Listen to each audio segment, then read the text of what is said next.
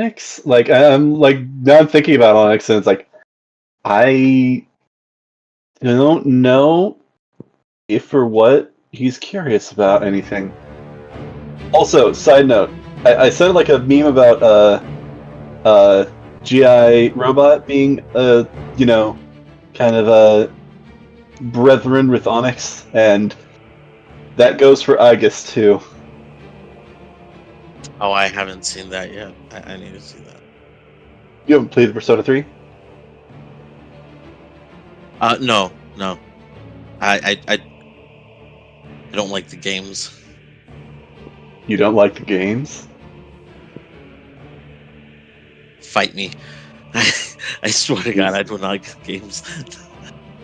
Jeez. Now we can't be friends anymore. Oh no, guys! There's so many other things to be friends about. I will fight for your friendship. I will fight for your friendship. I will fight you for your friendship.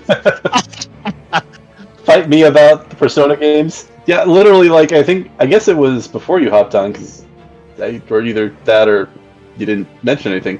I was talking about how I think it would be cool to do probably not with D&D, but probably some other TTRPG, do a Persona-themed campaign.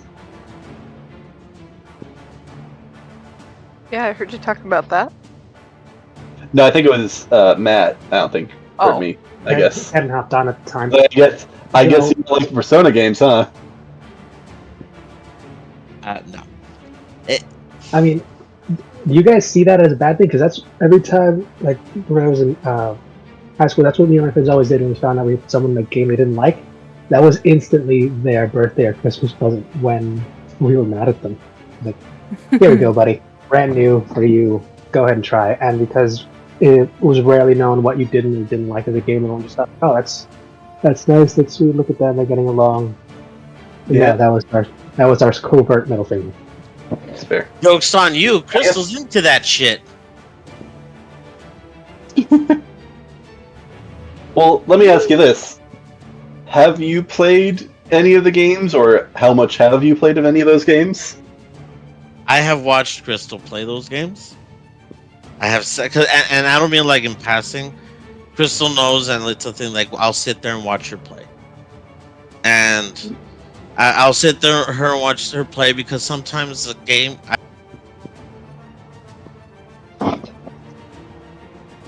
You cut out there. Sometimes the game what? Sorry, and then sometimes like I'm listening to the story and I'm just like I can't. So it's not that I haven't tried. I have tried to like sit there, and I'm just like I'm not into it, or I don't. Maybe I'm the one that's fucked. I don't know. All right, maybe I'm the problem. But there you go. Well, which one were you watching her play through? 5. Okay. Were you jumping in at the middle, or did you start with her as well? And then how far did you get into it? I don't remember. Crystal, how long ago was this? Ooh, I don't remember. 2 years? Are we talking 3 years? I don't remember. Was this like the Persona 5 Royale or Persona 5 the original? The OG. Yeah. No, that came back a while back. I remember. Yeah, that one was a bit special edition. Listen, I got that little bag. Sorry. My perception of time is not great. Yeah. Dude, she isn't kidding. I did buy the bag with the school logo on it, and I ended up giving it to my little brother, because he also turned out to love the game as well. And he actually took it to school. That's cool. Yeah, I went to Halloween as the actual main character like twice. 2 years ago. Nice.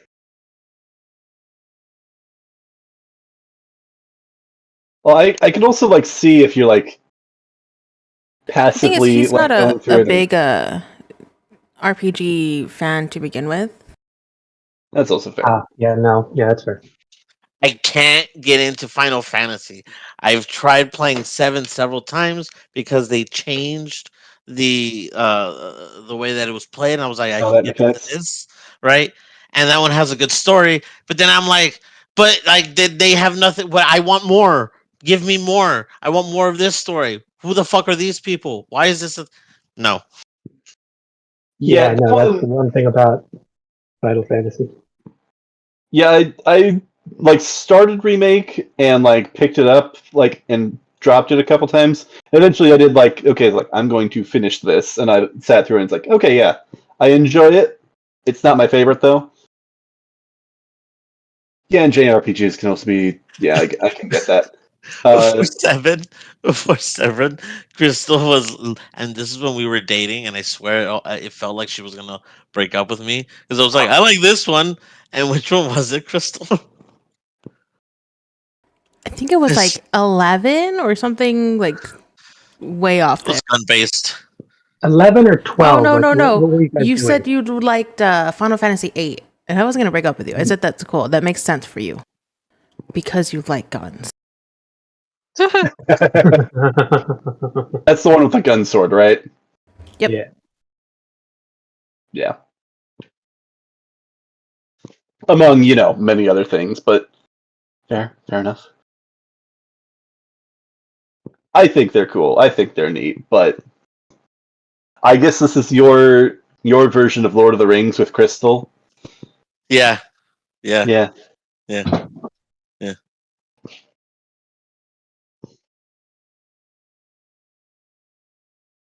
Anyway, I'm sorry I kind of derailed things. No, it's fine. How It's fine. dare you? We never get derailed. Never in a million years. Uh-huh. This I don't know what game you guys have been playing, but anyways, quick recap of what happened last week. You guys continued your fight with Fansky, and it seemed like she was putting up a fight. But after some quick cornering where you guys pretty much surrounded Fansky entirely, you guys managed to start to whittle her down, though her pride would not let you see that. It wasn't until Merz's you stabbed her through the chest that you saw something that surprised both you and Fansky as another blade came piercing through right on top of yours. And your brother stood there, delivering the final blow to Fansky.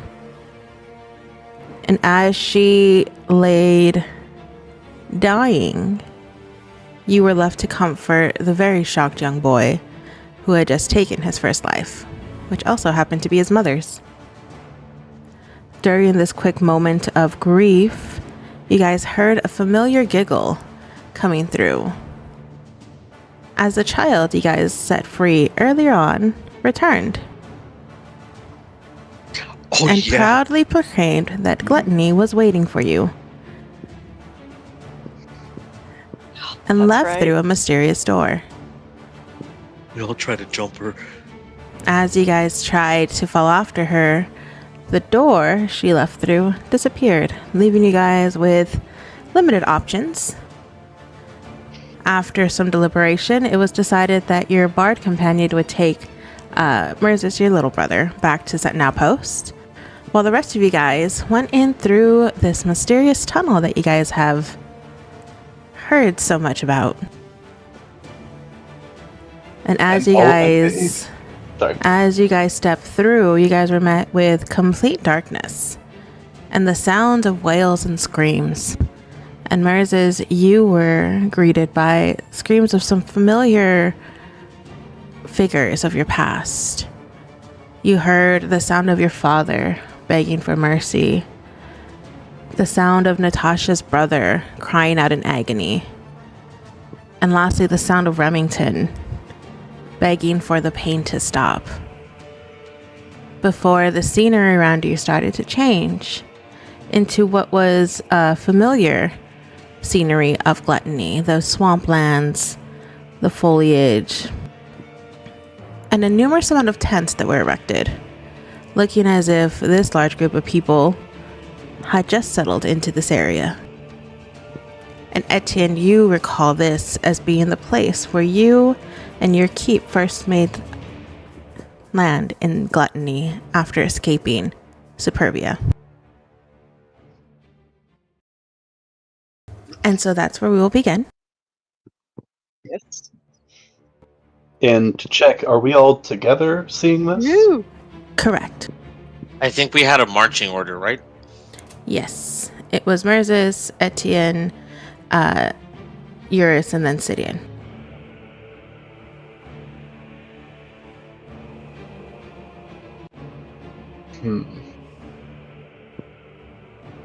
I think there wasn't there somebody behind me?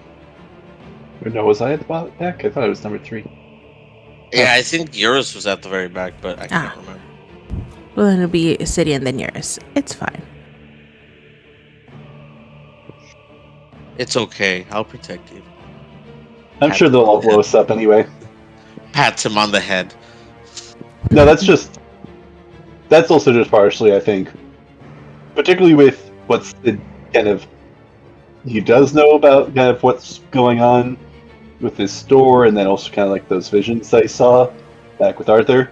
It's a little skeptical. And 3 is, I think this is something that both him and I kind of share. Me to probably a lesser extent, but 3 is a lucky number for us.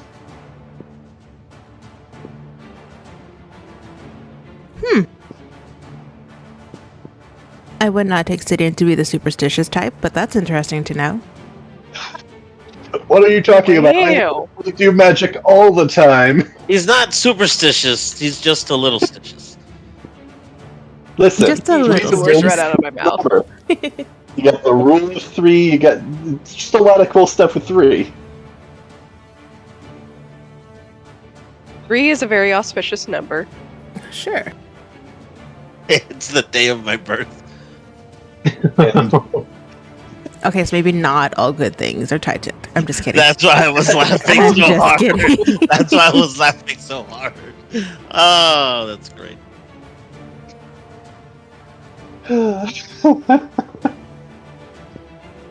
But yeah, how are you guys reacting to this new scenery? Etienne has gone full stoic mode, but trying to pull back his shoulders, hold up his chin, and be prepared to just storm the place. I guess I don't know if anybody else wanted to go first, but I guess Sid. I guess maybe I should roll, or should I roll to see what Sid would know about? Because I don't think there were many. I don't think he knows much about this period of time, other than maybe what people had told him about when he was on the other continent. Sure thing. And Etienne, are you saying anything to the party about this scenery being familiar to you? Yeah. He can share that he's been here before.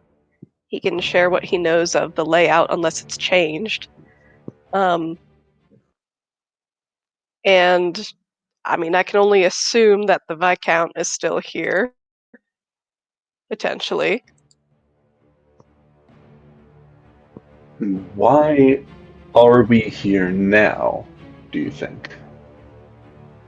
Why is it showing us? Does Eurus hear her cat? No.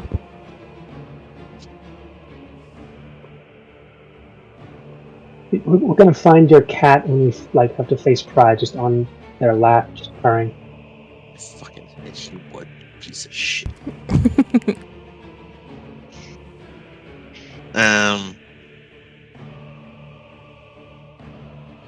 Fuck it. We're bringing back Bertha the Croc. She's going to use Summon Beast. Okay. And you're gonna summon Bertha the Crocodile? Yep. Everyone remember the croc? Say hello. Yeah. Aww.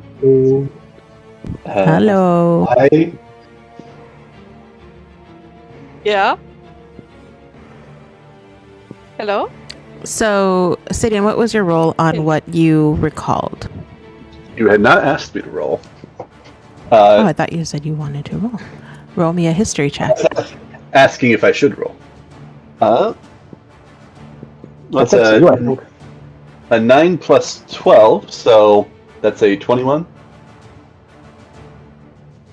So, Sidian, you do recall from your early days when you were still assisting the church that there were lots of cities, towns, and villages that were in Superbia that were pushed out due to the large devil infiltration that kind of overtook the plains.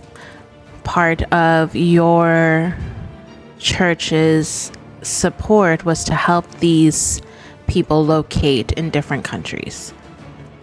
You do know that there were some that did go to Gula. However, you were not too familiar with who they were, as that was not part of you were not part of those support efforts.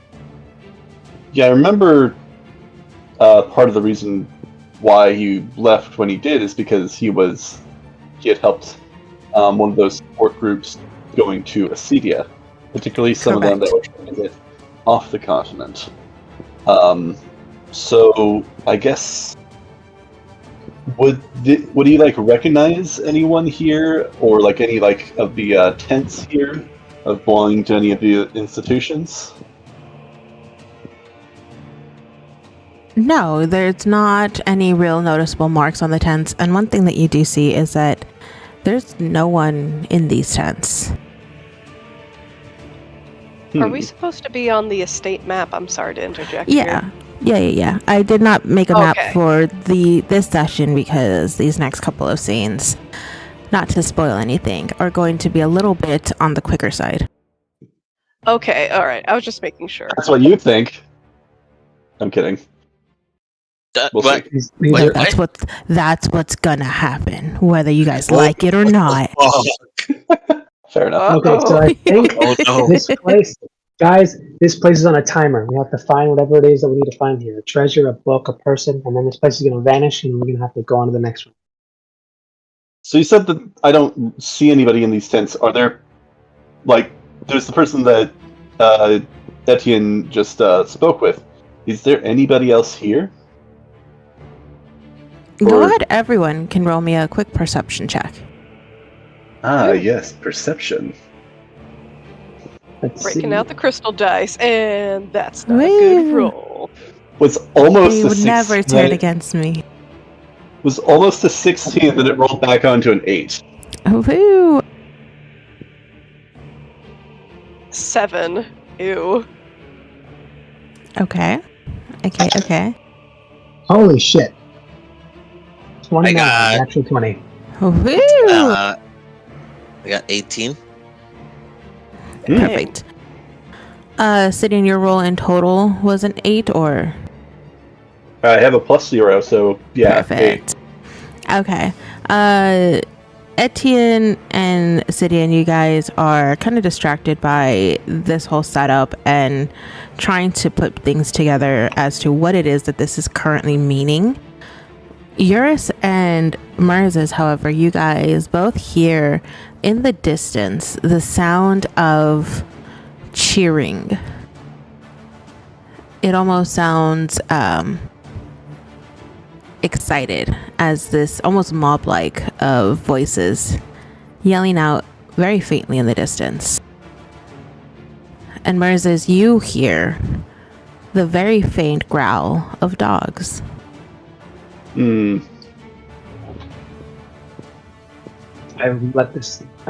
share this with everybody and just points to the direction where I think I hear it. Just let them know it's cheering. Sounds like a growl of dogs, and I'm reluctant to say, but the truth is, given our luck, that's probably where we're gonna have to go. Yeah. Hearing that, sorry. Go ahead. Sorry. I was just going to be asking Merzes, do you know why it's showing us this hallway? I don't. This isn't familiar to me. It's you. Etienne told us about how he knows this place, right? Yes. Yeah. So this is where he went after Superbia. Well, there's a chance they're drawing it from him. But They've drawn something already with some of the stuff we've heard. I don't know if you guys have heard anything or seen anything familiar, but just know it's a possibility. Right. I'm more was meaning, do you know why it would be showing a memory of a place like this? No, I have no idea how this place... I know a little about how this place works, not why it works like this, or how it does what it does. Right. Well, Etienne, should we... Oh, sorry. Oh, no, the only ones who I think would know this stuff is either the little demon kid we stabbed, my mother, or the sin itself. Or someone trapped inside you, and Etienne will look at Murzus. My son died here.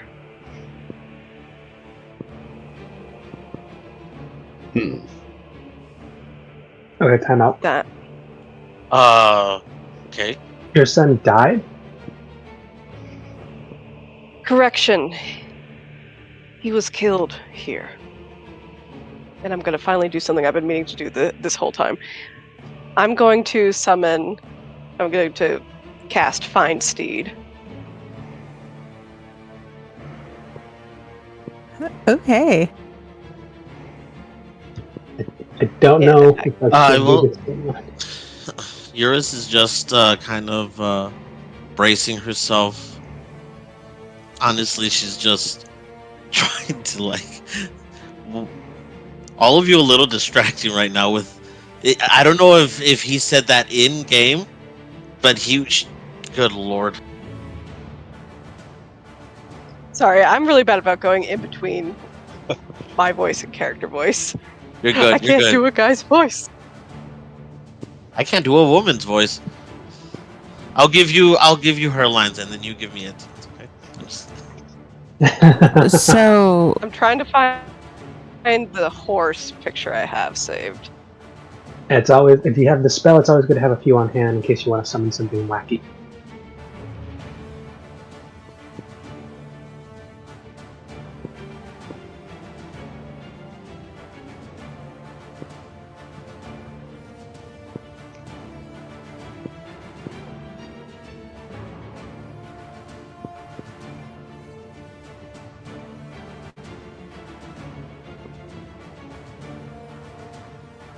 Well, Etienne, this seems to be your memory. I'm sorry. Oh, Yeah. sorry. Sorry. you're fine. I'm also looking for it. Good.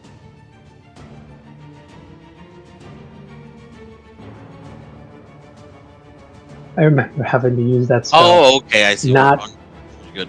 Not as transportation, but as a distraction to keep Macy occupied.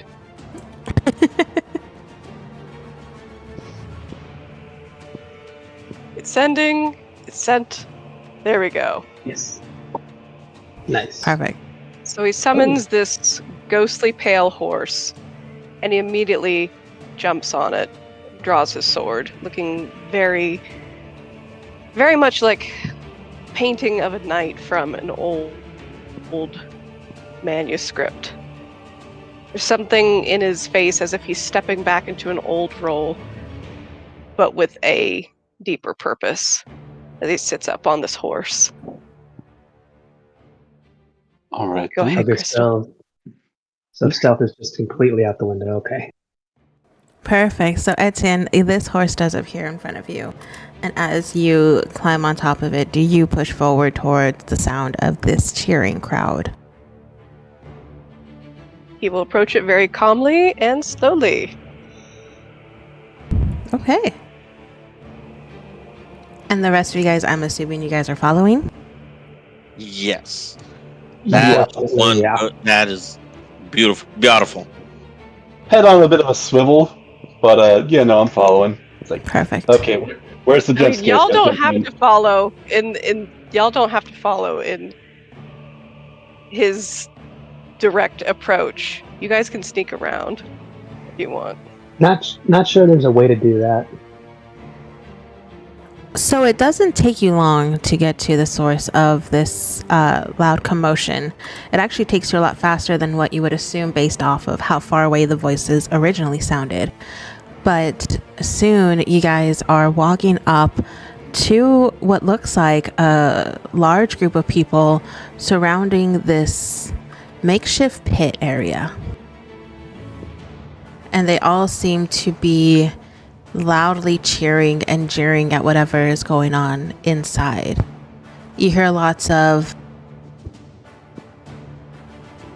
"Finally, it's his turn. Throw him in. He's the reason we're here like this."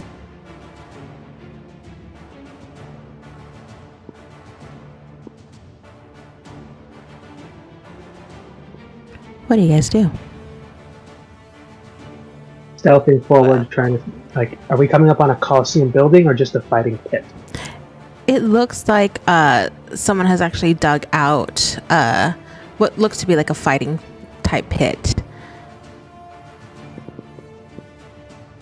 Oops, sorry.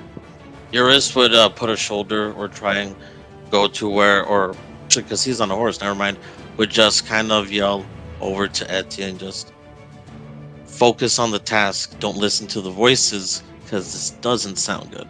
I'm just saying this does not sound good. It's not. And I don't know if this is a spec from someone's past or just what's happening here, because I guess we're about to find out. He's got a Guess roll. so. Or do ready my short sword, just have it at the ready. I also did want to check, would Sid's Sculpted Stone Skin still be active, or is that expired? At this point, it is expired. Yeah, because it's been a few minutes. Okay. Mm-hmm. Are you guys stealthing? Eurus and Merzus? Or are you guys just kind of walking a bit behind? I'll walk or attempt to walk adjacent to Etienne. She's not. I don't know if there's any places here to sneak for her, or anyone Yeah, really. I'm not sure they're, because we're heading towards the same location with like a glowing horse, and they sound like they're expecting.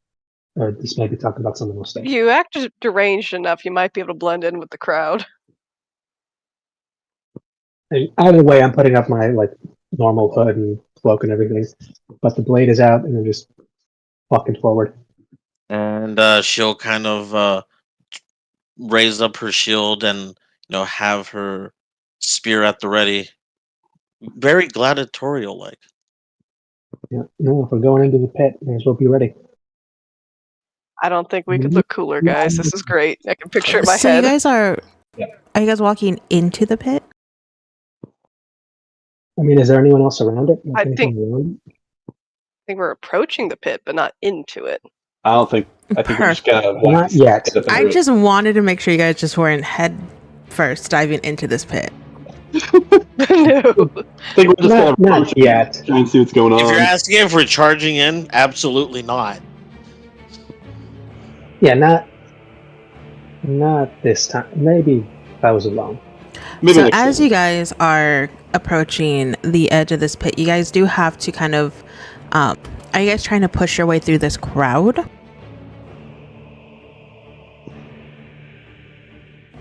Yeah, kind of. Perfect. As you guys are pushing your way through this crowd, it's odd.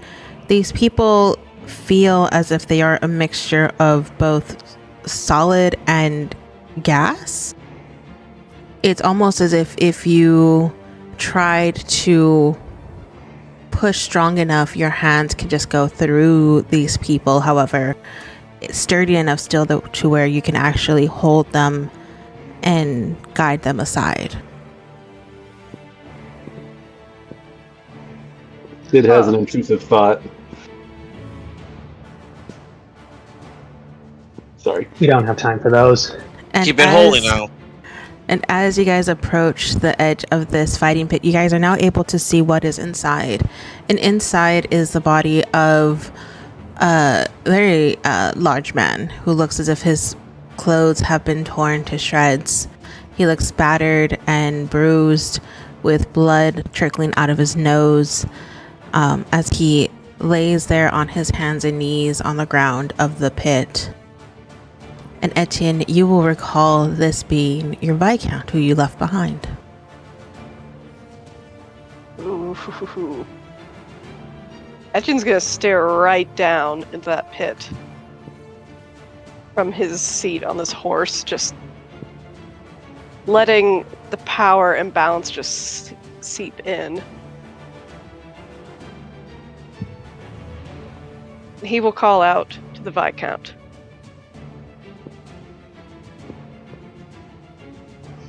Kasparis. So we meet again.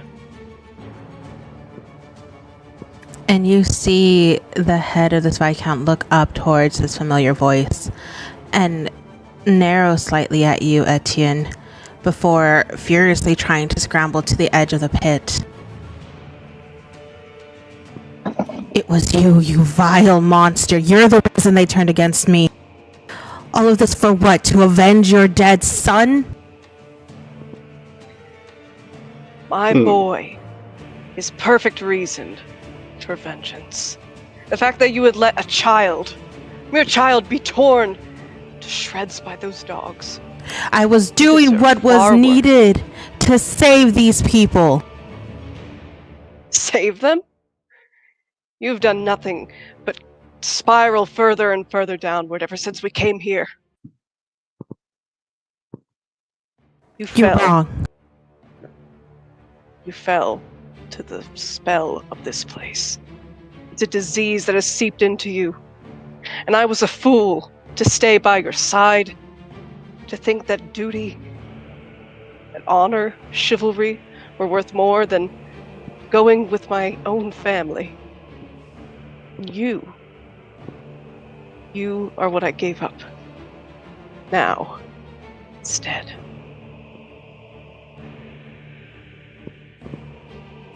You know nothing. And you see him kind of crumple back to the floor, holding his head in his hands. And you hear him start to mumble and murder just the same phrases over and over of, I did what I had to. You could have sent me away. You could have told me to flee after all the years, after all the generations my family has served your family. You could have returned the smallest bit of loyalty.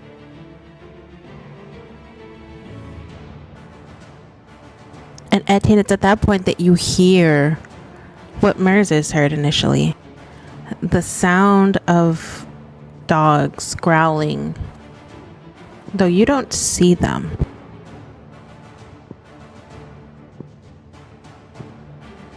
Oh? But it sounds as if they are in the pit with this Viscount.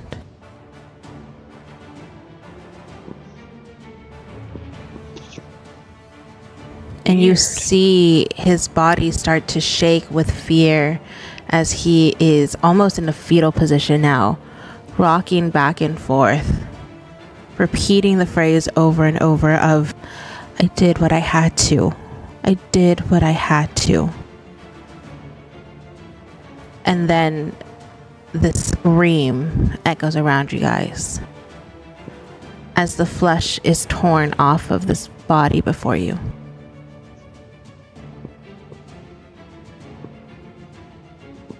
And there are no dogs. It's just... Correct. He's just being torn apart by invisible creatures?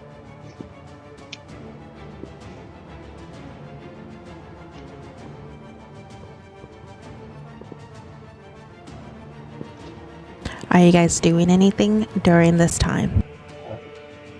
Oh, heck no, he's watching this. Do we all see this horrendous state? Yes. I think Sid would ask, do you want this to keep going? Or I do you want... Okay then. As he holsters his gun again. I'm gonna keep my head on a People have swivel. done my work for me. I don't want us to get like, jumped or anything. So head on a swivel or anything else while this is happening. Because she's remembering that he said that we're looking for an item or something to finish this and go to the next thing. So she's just kind of looking for an item that sticks out. That seems important. Perfect. As you guys are standing there and this scene is being played out before you guys, it does not take long before all that is left is what appears to be a pile of tattered and torn flesh and bone. Jeez. But then something odd happens. It's almost as if the bone and the flesh start to dissolve into smoke before taking shape once again. And Etienne, you are once again staring down at the face of this Viscount in the pit. So he's fused back together? In a way, yeah, you can say that. Sid will audibly say out loud, it's like, is it Lee's rules again? Arthur, where are you? Come out. I mean, they learn from the best. If he's put it back together, he is going to jump off this horse and jump down in the pit himself and manhandle the Viscount by his shirt. And Etienne, as you grab this Viscount by his shirt, he looks up at you, almost in surprise to see you there. And then his eyes narrow once again, and you hear him repeat, "It was you, wasn't it? All of this was because of you." And Etienne, as you go to slap him, his head does turn, but you don't feel the satisfaction of slapping flesh. It's almost as if, once again, your hand almost can't touch him properly. This is just going to anger him even more. And he'll try again and again, failing again and again, I assume. Iris would definitely put her hand on his shoulder and just, enough, focus on the task again. This isn't real. And she will try to, as he's slapping around the Viscount, he'll just start shouting, "Die, you bastard! Die! Why won't you die?"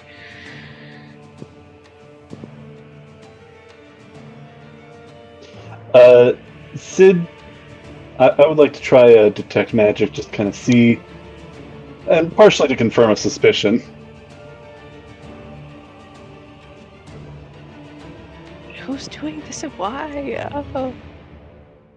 Well, it's very reminiscent of something that we've seen before.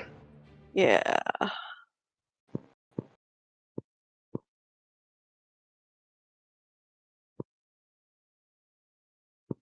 Hold on, let me see what you see with your detect magic.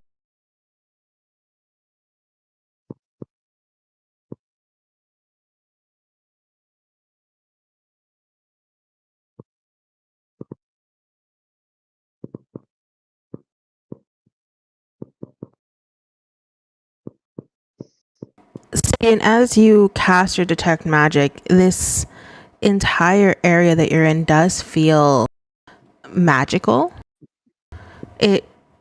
You feel intense concentrations of necrotic and divination magic.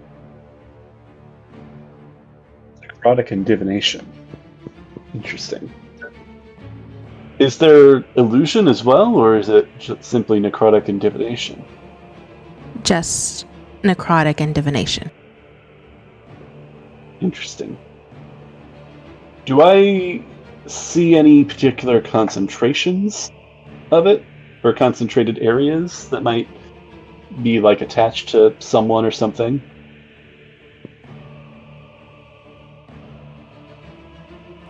You do see both of these magics kind of centralized on this Viscount.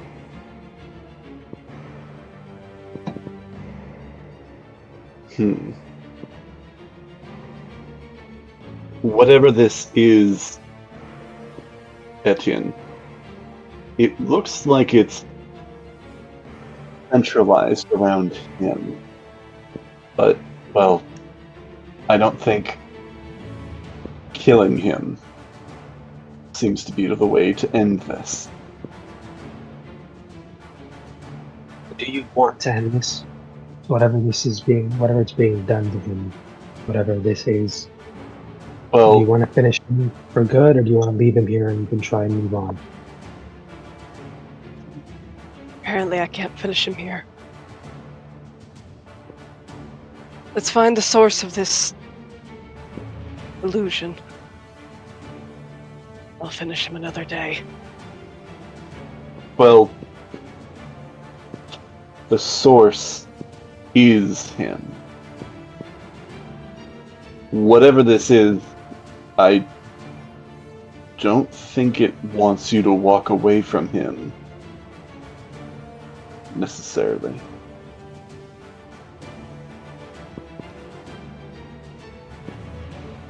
And what the hell am I supposed to do with him? I can't That's kill up him. to you. Not the way things are now. But that'll change after we finish with the sin or not. Anyone's call, like I said. We can either move past this and try to keep going forward, or we can try to figure wherever this is out. Would we try leaving and see what happens? Now, this decision will leave to Etienne. Etienne will cast a long glare at the Viscount, but then back at you guys. If I can't take care of this now, then I guess I'm just wasting our time, so let's move on and I'll find him another day. What? This seems to be a memory. What happened that day? Other than, well...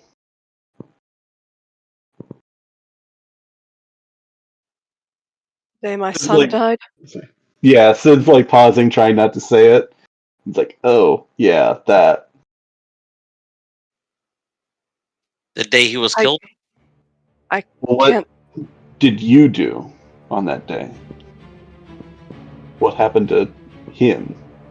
Kind of points at the Viscount. He sanctioned the decision to have my son thrown in the pit. Son was pushed in. I went in after him, but it was too late to save him. But I managed to kill the dogs for that day, I suppose. I took my son. I fled.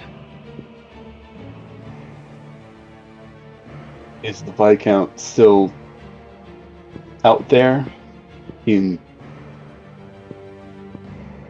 the real, true reality?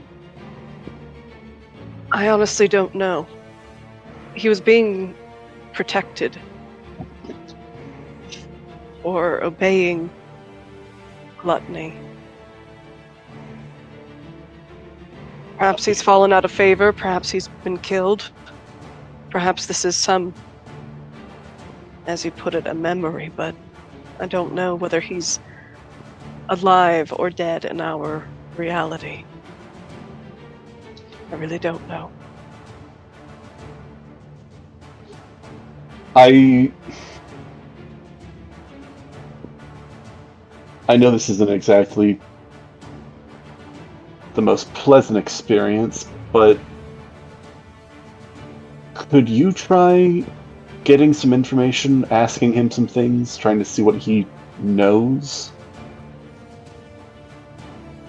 How real this all is? Might lead to some clues. I'm with Mirza. I think this is a waste of time. We should get moving, but that she's very like. I'm down to just try walking away, but she was like, I got a feeling this is going to be the whole looped back in on itself recursive spell. But I'm down to try that, by all means. Okay, we can try asking a few quick questions. Or we could just literally try walking away. I'm cool with that too. Etienne, as you are there still holding this Viscount's hand, you start to see these long marks going down his back as he screams out in pain. And then it's almost as if his body is being lifted by something and pulled out of your grasp. Before once again you see the scene of his flesh ripping from his bones. And then, similar to last time, the remains of his body go up in what seems like this dark smoke and take shape again. And the Viscount is once again on his hands and knees on the floor of this pit.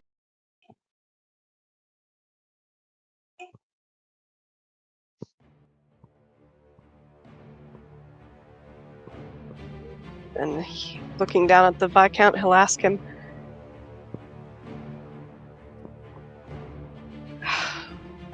who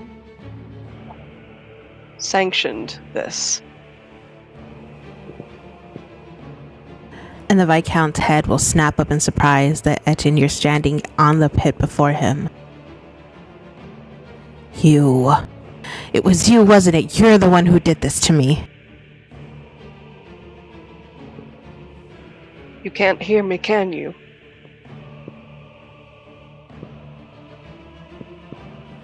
I can. Are you mocking me? Is this your retribution? Your revenge for what happened to your son? I have done nothing to you. Then what is the meaning of this? What did you do to fall out of favor? I did nothing wrong.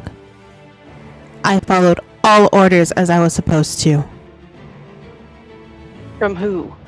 Gaku? Yes. And then word got around that our protection wasn't strong enough. That I was not following orders correctly. And so then I became the blame. That was you, wasn't it? Spreading lies.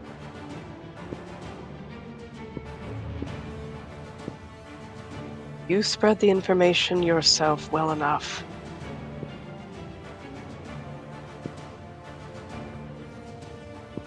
By following his commands, you did damage to yourself.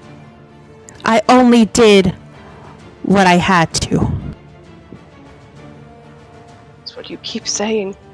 It was the only way to survive. For you to survive, certainly. For all these other poor innocent people. And you see him now once again starting to break down. As the mumbles of "I did what I had to" start to appear again.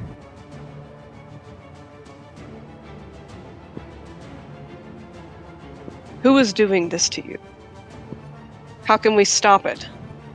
Are you anywhere physically, or are you nothing more than a ghost? You've gone mad. I stand before you and you ask me if I'm anywhere physical. And you very well know you can't stop this.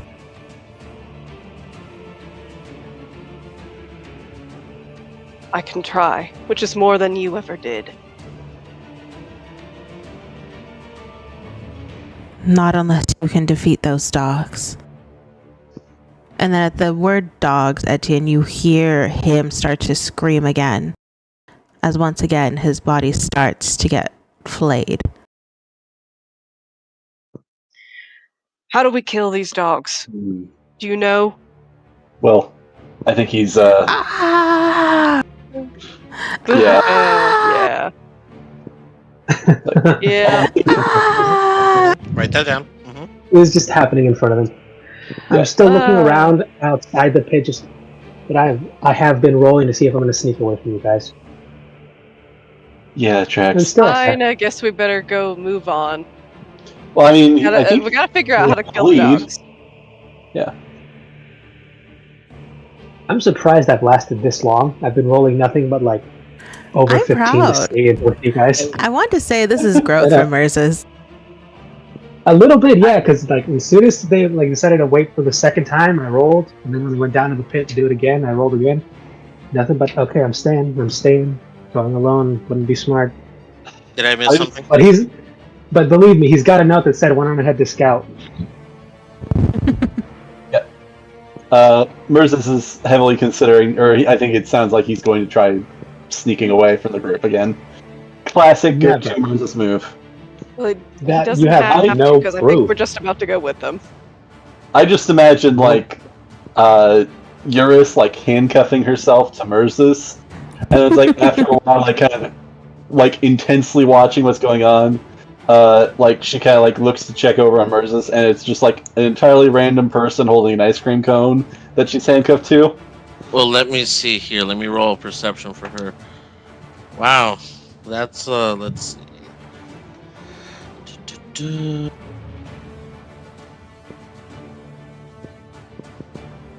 Wow, that would have been a 22.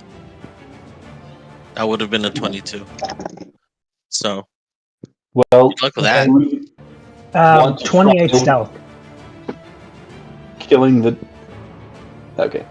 Well, I think we're about to have a conversation about whether we want to stay and try killing the dogs or something versus leave.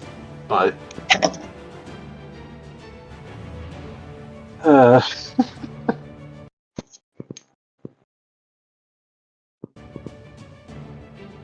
So, what are you guys doing? Yeah, like. I mean, question: Did she in fact handcuff herself to me to make sure I didn't leave? No, I was joking about that. Okay. I didn't also. I'm not saying that for Eurus. Eurus, Yeah, are you handcuffed to me right now? Mental no. ahead. No. But I am still close enough, so I am trying to get my head on the swivel here.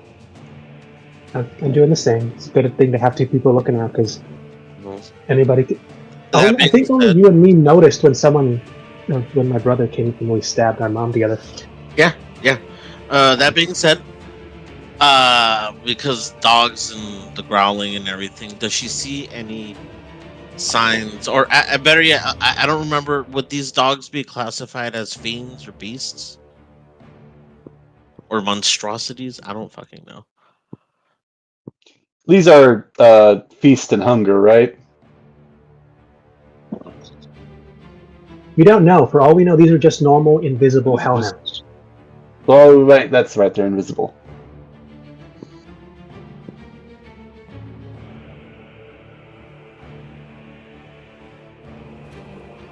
You don't sense any fiends or beast. What else is it that it sees? I was just wondering. I'm just kidding. No, it's just. Let me see.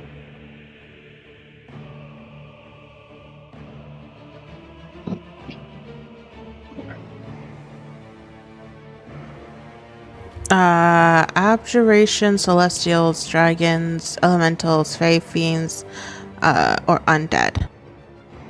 None of that. Got it.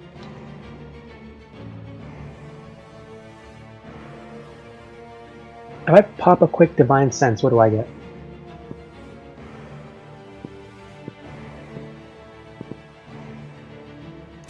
Actually, you guys both sense undead.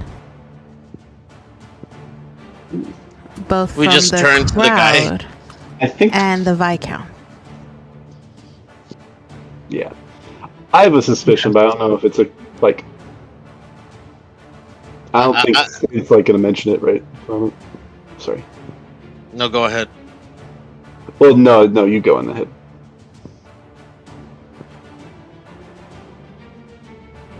No, I was just saying if she senses undead, she would definitely have let Etia know. Like, hey, he's dead. This guy's dead. He's dead. Very, very dead. Woo! Just was that not like common knowledge, or like are they just now getting totally necromancy, undead. Yeah, no, this is a ghost. But why is it here and being this is like a form of eternal torment, and the hounds are eternally tormenting him, and like do we want to do something or do we want to leave? No, let's leave. Let's leave him to his eternal torment. I was gonna say, like, that's what's going on? I'm out. Bye. This is your enemy, and you're trying to figure out how to help them? I'm losing it. I think I lost the patience. Like, I think that, like, part of, like, how we might need to move on is, like, trying to help him in some way escape the torment even just for a moment, but I don't think that Shane's going to suggest that to Etienne because, you know, he wants this to happen. But, you know, it's... I mean, unless if by helping him we can kill him again. I mean, if we help him, then we can kill him again. I mean, that's another option. How about we just try walking away and see what happens?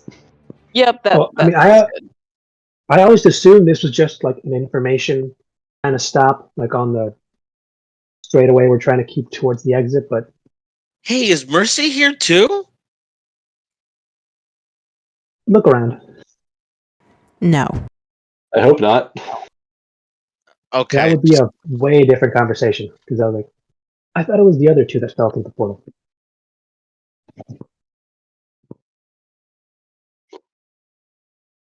So, are we walking away? Walking away. Yep. Etienne does look a bit dejected. Etienne, if it makes you feel better, as you're walking away, you do hear the screams of the Viscount continue to replay as this torment continues for him. There is some measure of satisfaction in that. But I think there would also be more satisfaction if there was the Viscount's blood on his sword. Okay, I gotta ask. Did you know he was dead, like, before this, or did you assume he was still alive? Assumed he was still alive, out there ruling, doing something. Okay, well, hey, good news. For some reason, they either just didn't want to use him anymore and used the excuse that he was just not following orders, and they axed him, and he's just going to be on repeat in here for a good part of eternity. That's something. God. Yep, it is something. I, the player, have theories about why he's here and what's happened and all that, but I do not think Sid cares about this guy, because it sounds like he was awful to, you know, Etienne and his family and all that, you know, literally killing his son. And Etienne definitely doesn't want to hear this guy out, so I don't think, even if Sid has thought of, like, what the case might be, I don't think he's going to bring it up at the moment. We'll see, though. I equivalent this current travel almost like Mementos, where like we got to keep going further down, occasionally a fight, but more or less just seeing what's up and just trying to get through it until we get to the very source. Possibly, yeah. So you guys are continuing on? Yes, indeed. Perfect. And go ahead. I was going to make a joke, and what we don't see behind us is the hidden treasure that was just behind that little shelf. Dun dun. That's what you guys get for not looking around. I mean, I'm just kidding. Potions and a bunch of other stuff. So as you guys continue to walk through the swampy terrain of Gula, it is a bit of time, but you guys do start to see the terrain start to shift. And it is very gradual, but soon you guys are no longer walking into the swampy marshlands of Gula, but instead you guys are walking along the street of what seems to be a pretty well-established town.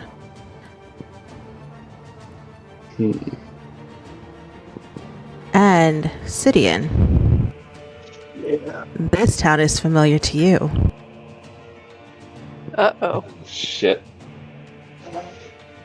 Cue the corny piano music. Dun dun dun. Sidian, as you take a look around, you realize that these buildings and this architecture is very similar to the city in Nespor, where you traveled to after you left Accra. Right. I'll be honest, I am trying to remember the name of the city or the town. So I know that we had landed on something specific, but I forgot what it was. Pulling up my notes. Reno. Las Vegas! Woo!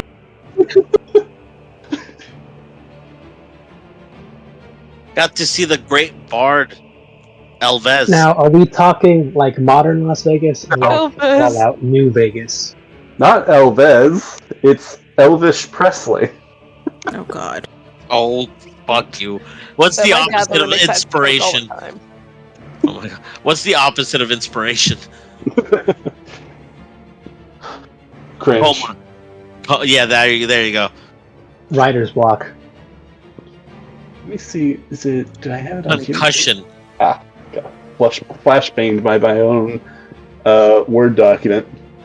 I didn't know you could flashbang with words. Well, with the document, the thing's bright. Because I did the same thing. I've got like a filter on my what am I blanking? I've got a filter on my my browser that like dims the pages, but it takes a second to activate. So like sometimes when like a website's timed out, it'll like be really bright for like just a second, maybe two, and then it'll get go back to being dim in like the normal level.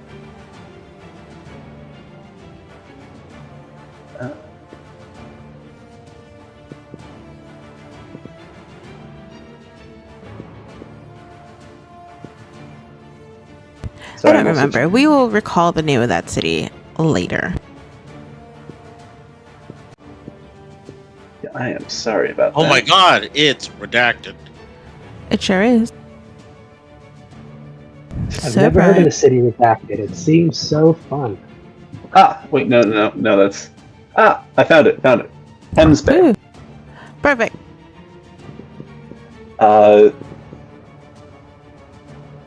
Well... Interesting choice of venue. But I guess we know now that just kind of walking past it works, so... doesn't seem like there's anything to see, so why don't we just head on through, right? And at that point, you get kind of interrupted. As these pair of hands wrap around your face and cover your eyes.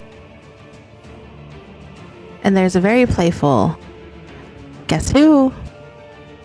From behind you.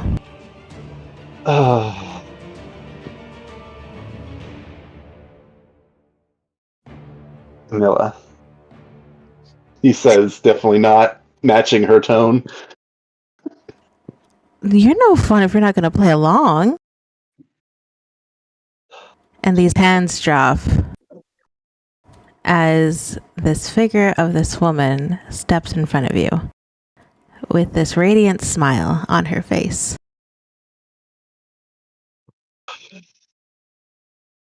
I'm confused. Did he guess wrong or did he guess right? How did he not play the game?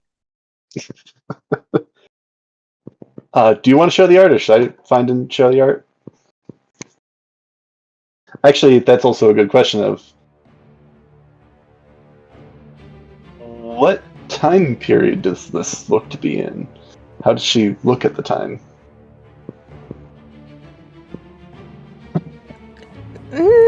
Let's say this would probably be about a year before you left back for Superbia, or back for Set Not Post. Yeah. me see if I can find the art. I'm scrolling. I think I pinned it, but I'm not seeing it. Huh. Just when I pinned it. Are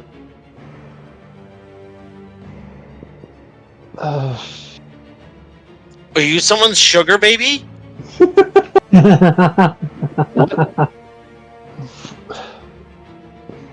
Sid, I think he'll actually kind of say this under his breath, kind of a little confused based off of like the rules of like what he thought was happening with the last one. Oh, she did. I'm saying this as me, not. No. I'm saying like this. I was gonna ask, how does she know what that is? It's a camp full of women. Oh, I think I found one. But did they teach you what that means? Or did you just hear them say it? Correct me if I'm wrong, Chris, but I don't think Faye worked like that, right? You don't know that. So maybe. There you go. There's your answer. But Sid will kind of say under his breath a bit, What are you doing here? How are you here? What do you mean? Are you... Sim hasn't been overworking you again, has she? And she'll actually place her hand on your forehead, Sidian. Let me roll for reaction.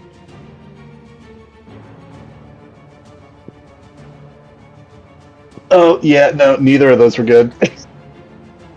I think Sid, like, kind of jumps with a bit of a start and kind of takes a step back. Kind of like, almost like taking action for a moment, but then kind of like realizing it's like he's probably overreacting at the moment, but then still being conflicted.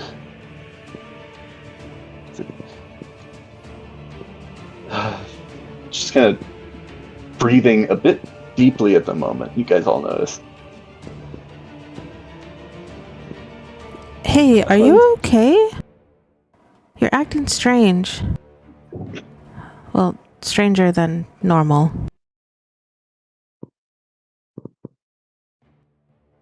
Does anybody say anything? I have plenty I want to say, but none of it is really relevant. Who is this? Is this, Is she hot? There's a picture of her in NPCs, you tell me. Yep.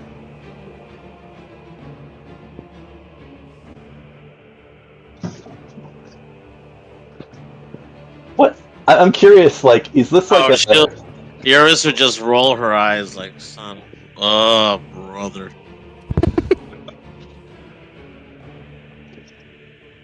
Listen, this is nothing compared to Ruda. Not just that, but like, virgin.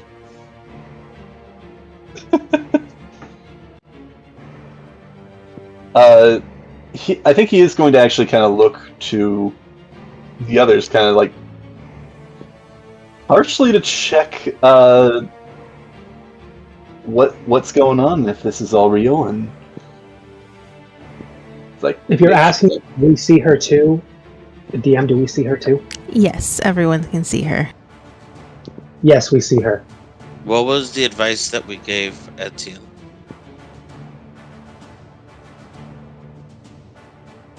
Did we give him any Ghost, advice? move on. There we go. Walk away. Actually, Yeah. I think remembering a bit of the situation and kind of what they just experienced, Sid's going to cast Detect Magic again. And kind of look around, look at her, look at the others. And you see the same magic of necrotic and divination. Though this time, a larger concentration is on Camilla. Even larger than before, or? No, it would probably be about the same as what was on the Viscount. Mm-hmm. Okay. Who the heck Probably is this asking if they're woman? dead. Didn't you hear? Yeah, but I've never met her before. No, she's on another continent. For all we know, it might have been his first. I like the way he's acting. Sid will kind of ask again a bit more steadily,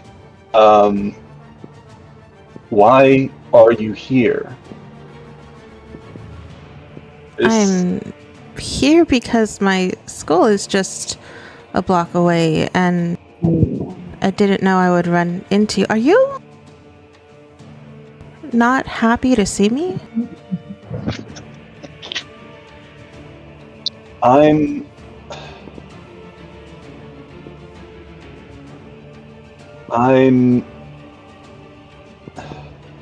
having a bit of a rough day, I guess you could say.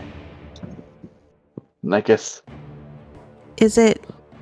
And you see her eyes kind of dart around to the group. Are you in trouble? Do I need to go get Sam?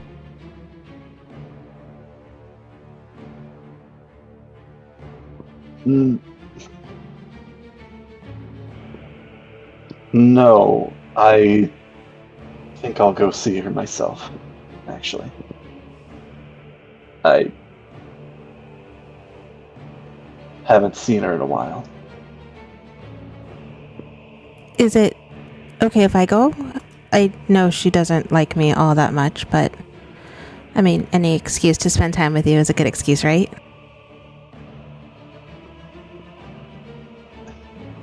And she's kind of like rocking on her feet and has her hands behind her back, almost a little playfully. I just throw my hand around Sidian, like playfully smiling and say like, well, look, it'd be great if we can catch up after we finish this bit of business.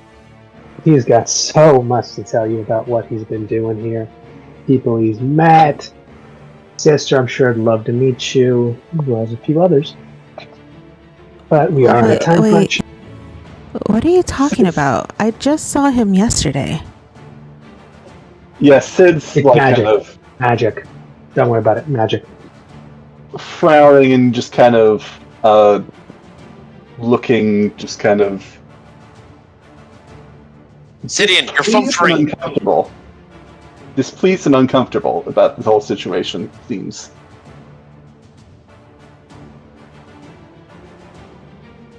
Camilla...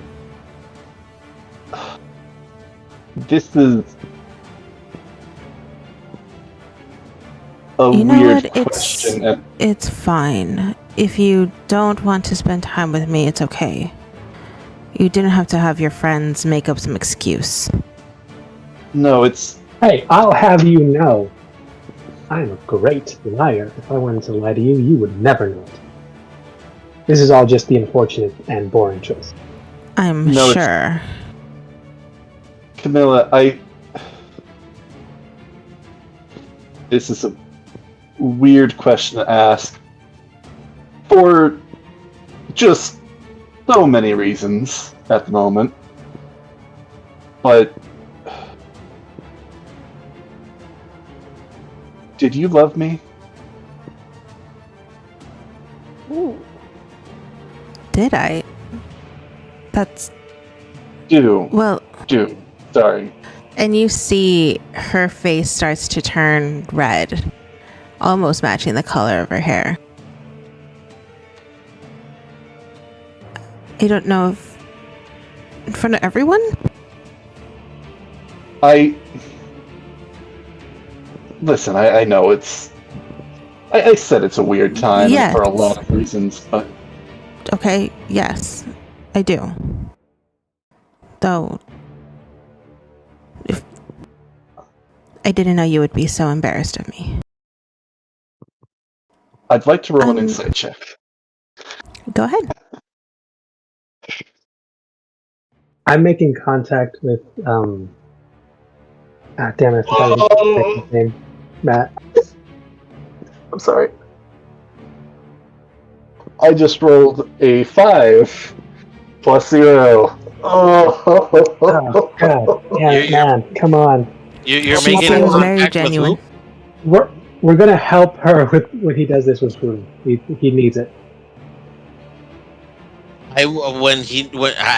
Eurus is about 2 seconds away from grabbing him, looking her in the eye and saying he's taken before she makes him move on. She seems genuine. Oh, but with a 5. And for all you know, that's genuine. I think we should.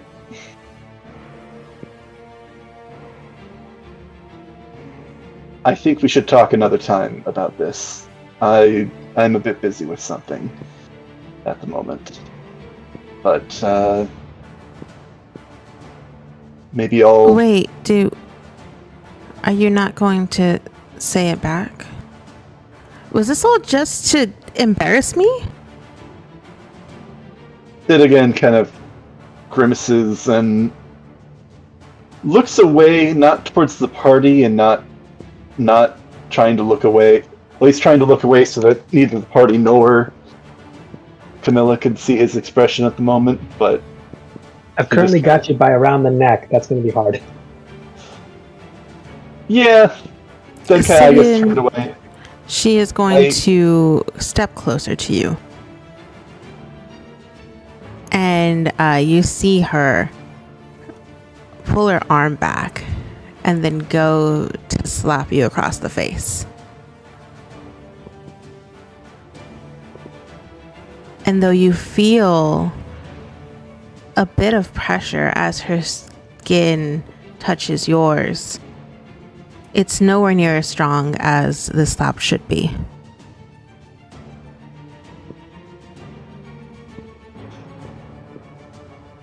You're horrible.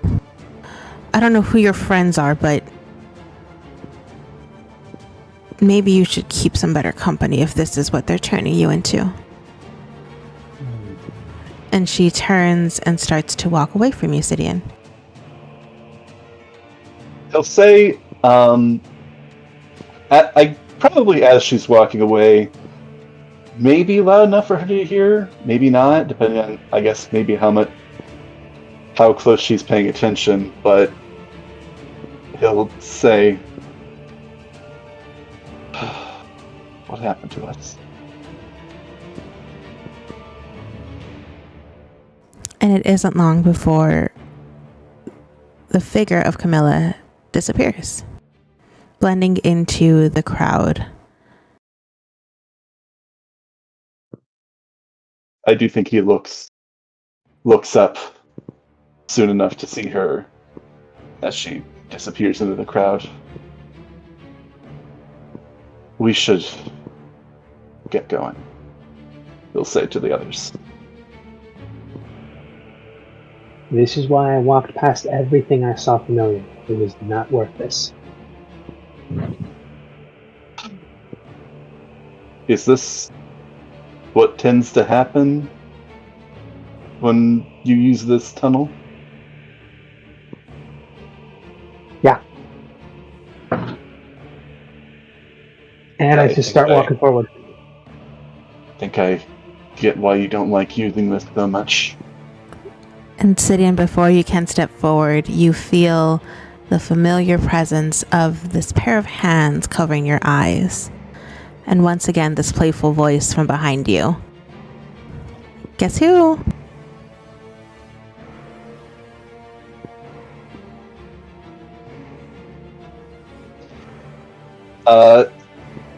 Yeah, I think Sid freezes again.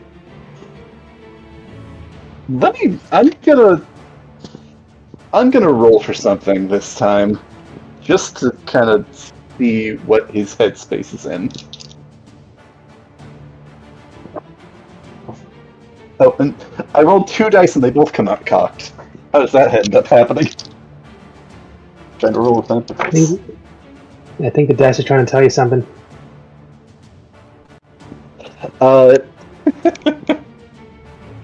Yeah, I think with that, Sid is going to... I assume things like shifted around. does Mercis like still have his like arms around his shoulder? No. Or Mercer started walking away. I'm okay, walking and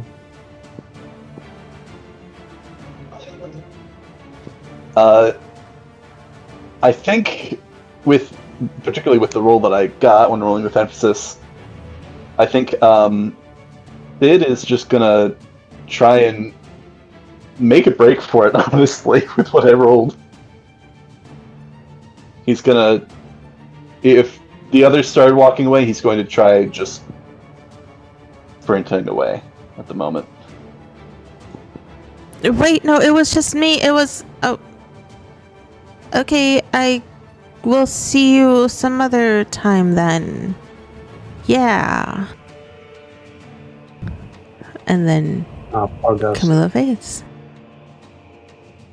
Are we back in that same position, or Do you guys continue to walk forward?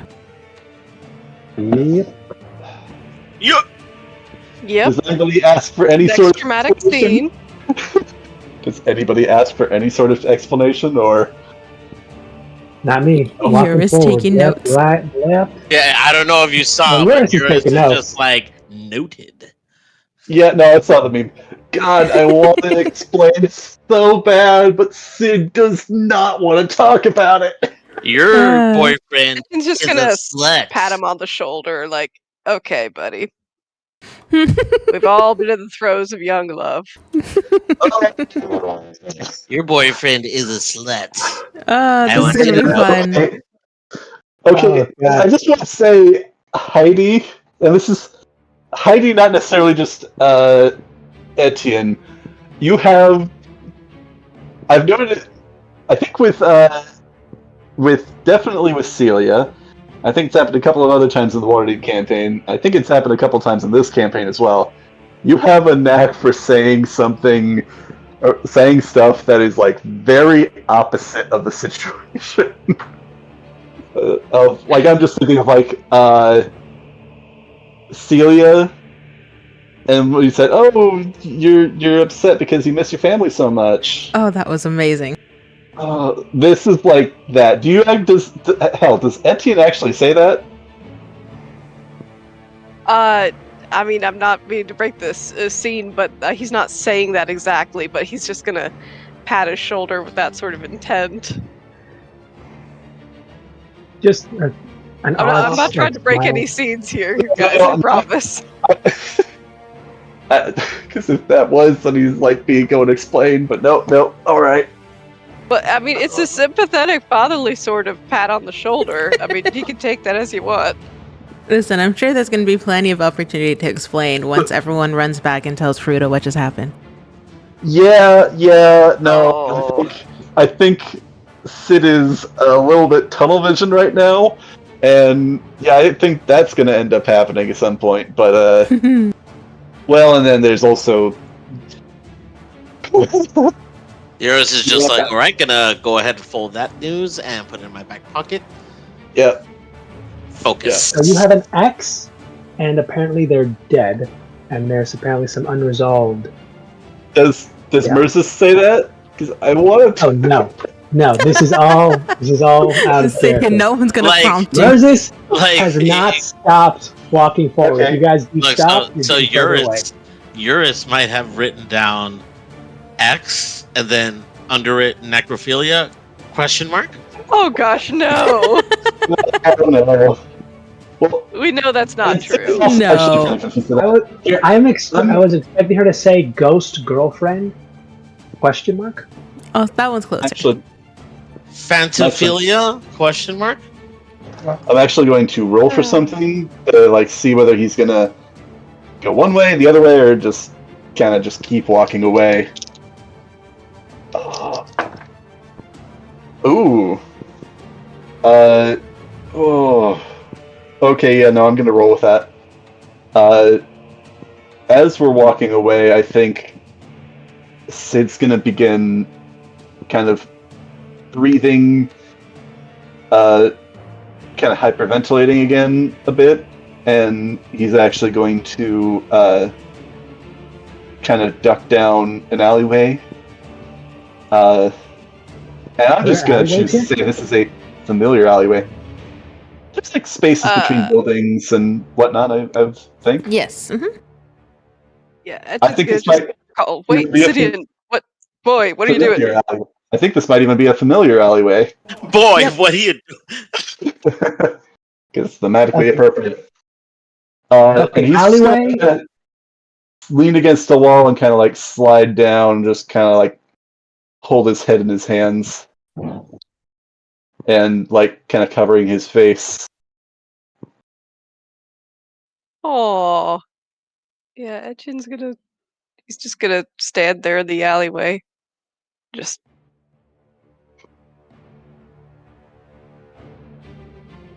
Stand with him. Yeah.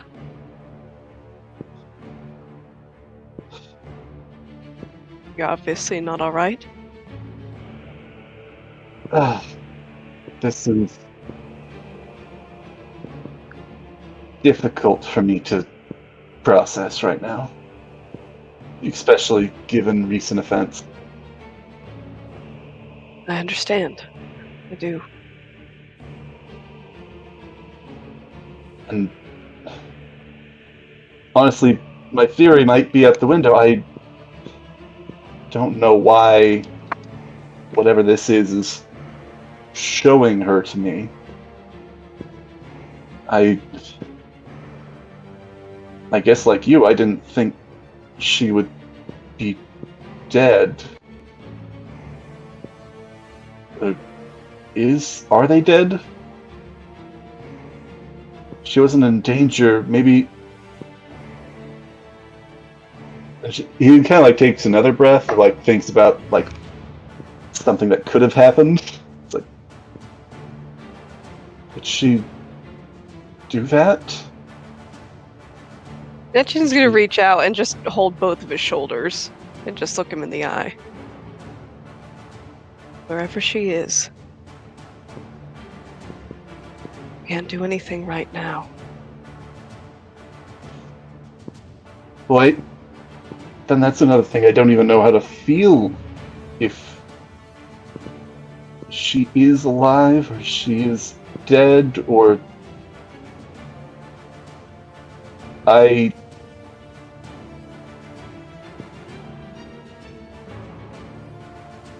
hoped I'd never see her again to a certain degree, but that a certain part of me is relieved to see her. I don't know how to process this.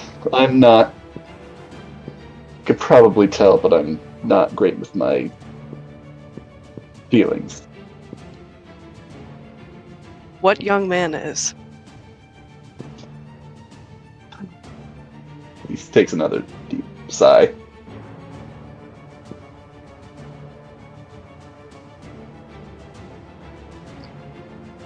We had at the time I thought it was a good and happy relationship. Obviously, well, we were teenagers, we had our differences, we had our faults. So, probably 20 at the time. Late into our relationship.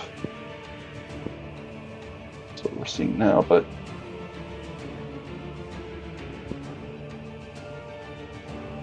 I don't know if I can trust her anymore. What did she do? My feelings for her. I'm gonna say, and I think I'm gonna say, just kind of given the circumstances and the nature of things, and everybody that's kind of around, I'm gonna request a group persuasion check to see like how comfortable he is sharing this information. Okay. Garrus make a strength check to pick Listen, him I'm up. trying to be a father to you. No. Do a persuasion check, please. Okay. 14? Crystal, these 14. dice obey you, not me. Yeah, that's why I like them so much. I got a straight 11. Got a what? 11, and I have 0 for persuasion. Fair enough. And then, Mercis? You're currently muted, by the way. You may be FK, I don't know. No, still here. Just kind of that. He never stopped walking or turned back to see what was up, so I don't think he's noticed that you had that little panic attack into the side alley. So he's currently not with the party. Okay, so he's just has absentmindedly walked off and has not noticed that nobody is with him. No, he's just going forward. Let me see real quick. That. Okay, I think in that case, he'll give the condensed version. It was after Sem had left. We had gotten in a fight. As we were to do. I went to the dorm she was staying at. Hell, I even brought flowers.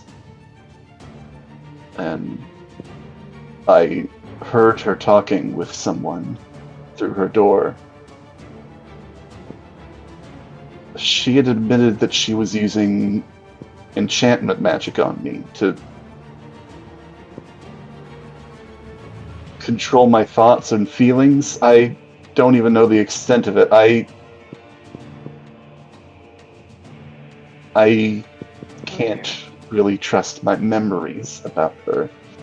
I don't know what or how much was real. I kept contact with her to a bare minimum after that day. Well, the last time I saw her was...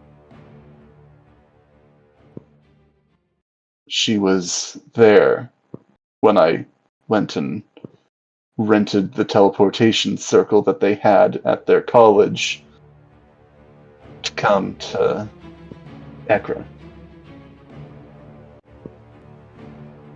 So if she's here and she's undead, then that means,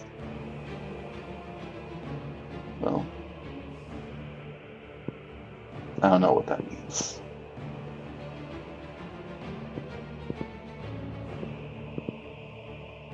You care for her now?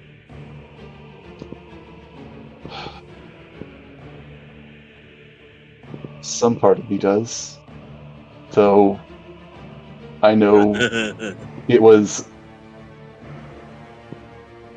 a manipulation. Guys are doing the goofy impersonation, trying to. Alright. Ooh, who got the nat 20 on persuasion? You?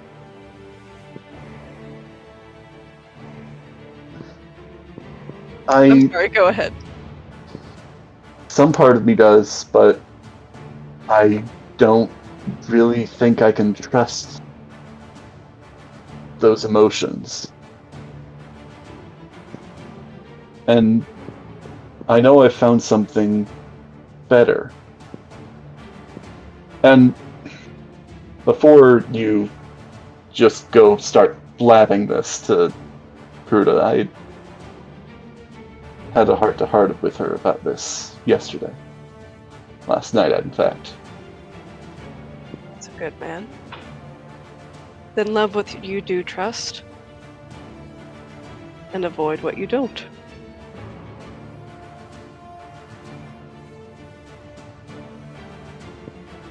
Alright. And Sid picks himself up, kind of off of this alleyway that he'd been kind of leaning against, kind of looks at it a little bit, reminiscing. Well, we should go. And I'd prefer not to talk about this in general, I think, so please don't go just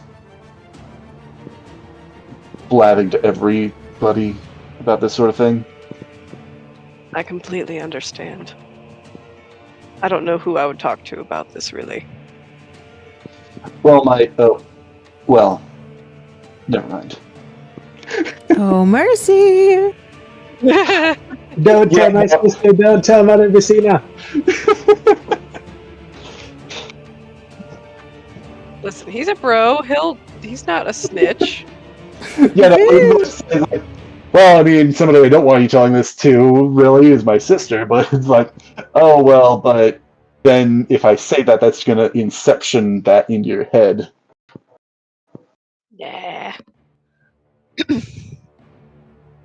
I love this father-son relationship you guys have going on. It's cute. I love it. I never had a father. I know it's not super solidly established yet, but I want it to be. It's my plot. I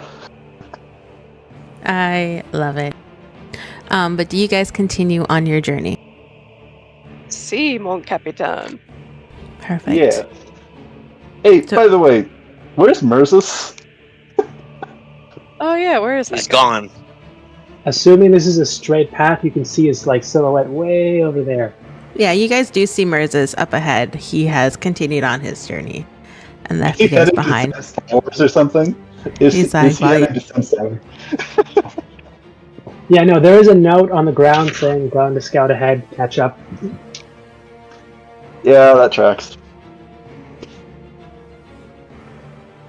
So are you guys attempting to catch up with Merzus?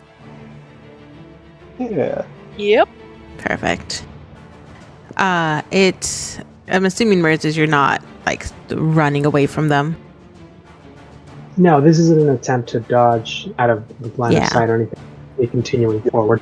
Perfect. So it does not take long for you guys to catch up to Merzus, and as you guys are kind of speeding ahead, you guys do see once again the scenery around you starts to slowly change and shift. In fact, it almost looks like even the ambiance around you is shifting. As with the last scene, you could have sworn it was daytime, maybe around noon. But as you continue forward, it starts to get darker and darker, and soon you guys are able to see stars in the sky. And as you continue walking, you reach this flat land that's just on the edge of this forest area. And there sits a little house. And Merzus, I'm going to need you to make me a wisdom saving throw, please. Yay! Oh, it's his forte. Yeah, it's totally not what I'm the worst Favorite, at. yeah. Oh, are you kidding? This is your favorite, isn't it? I gotta double check my stuff because I don't know why, but I think I have a disadvantage on this because of some things that have come up. Or was that just in the fight? I think that's the drinking. No. So there are some of you that are still exhausted. Affected by that. Right. I think it was one of the things when we were battling Fancy that got us to a level of exhaustion. For some of us, I think I was one of them, so this should be disadvantage. That's not great, but let's see if we can do worse. Hey, that's worse. Woo! Worse. 6.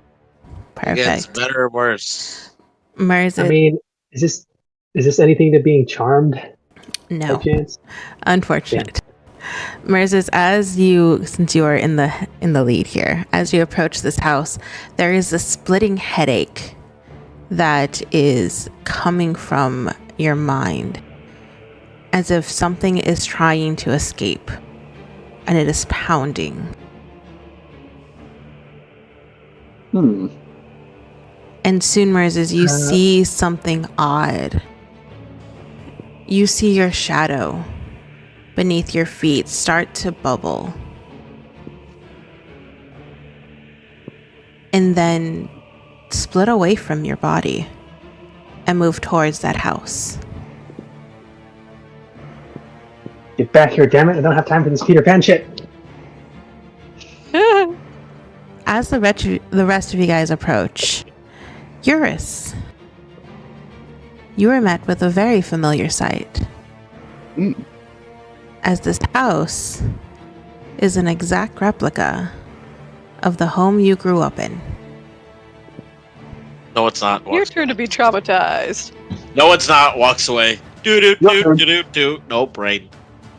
Yeah, it didn't work out all that well, at least at first last time. That's very true. So, we'll see how that goes. I mean, more than willing to, just try walking away, see if that works. I highly I have doubt to go it. find my shadow, but did the shadow go in the house, or is it sprinting away? It went in the house. Fuck you. God damn it, shadow. You have one job. Stay a shadow. Your Peter Pan is shown, man. And that's not a euphemism. Anyways. Double check. All right, well, Yeah, she will reluctantly follow the leader. I think you're the leader. This time. Perfect. As you guys approach the house, you guys do hear the faint whispers of a voice coming from inside. And Eurus, you are able to make out some of these words. It is a female voice reciting a very familiar poem. And it's almost as if it's calling you.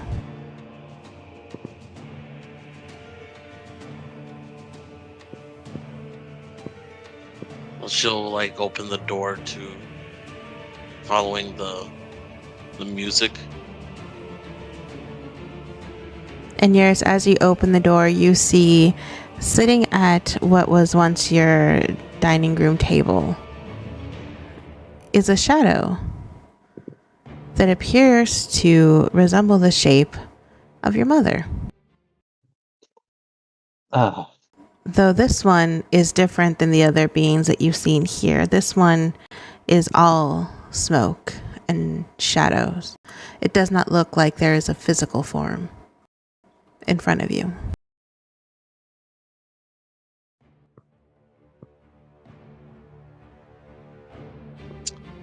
Don't think she remembers that far, honestly.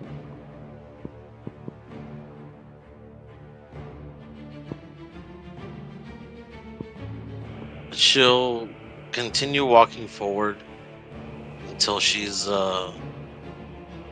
standing right before the shadow.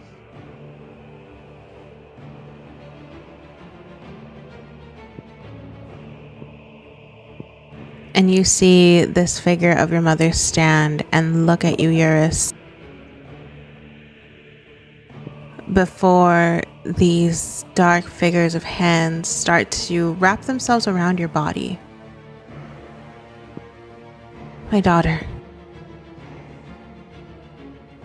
I am so sorry for what we did.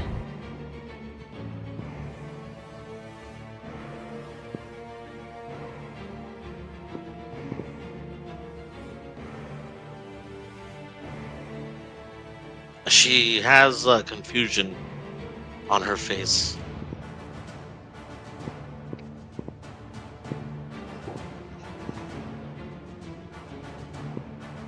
You grew up so well without us. And it was so nice to see your brother again as well. I wish we could have been there. We might have spared you some of the pain.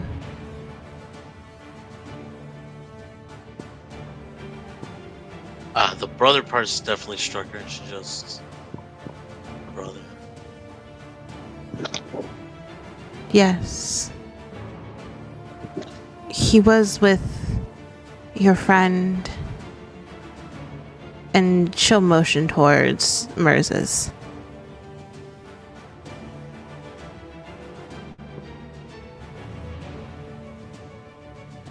I'm gonna roll to see if he actually remembers.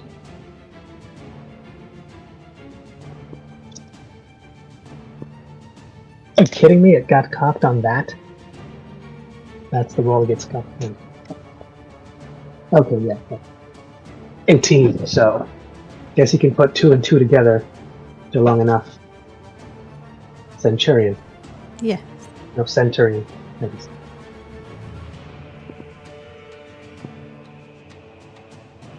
We were very briefly able to see him, and he...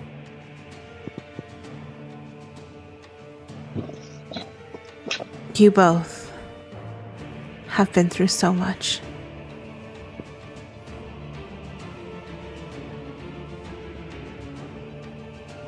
And I am sorry.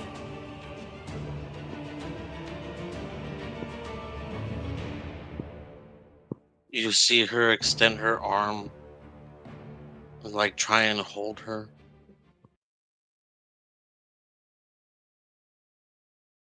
Your arm goes through her body.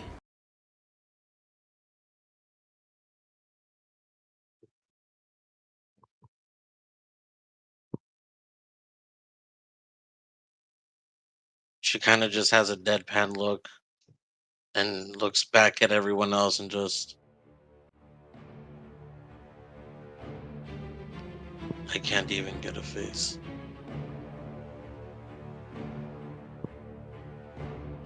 And that just make it harder.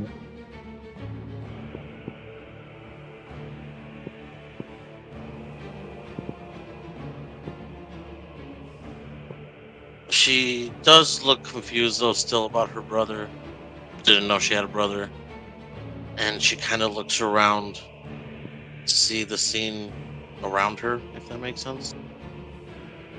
Yeah, as you look around, you see a very cozy home. Though it is relatively small, it does look like it is well kept. And there's definitely signs of people living in it. It's very, very homey, very cozy. You actually see traces of little knickknacks that seem as if they do belong to multiple children kind of scattered around the house.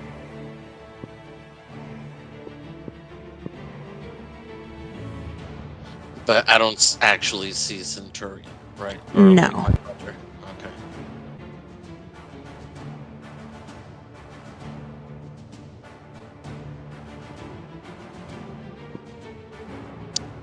Would she remember fully that day, or is it still fragments?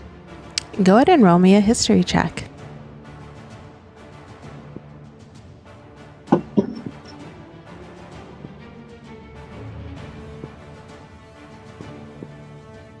I got a 19.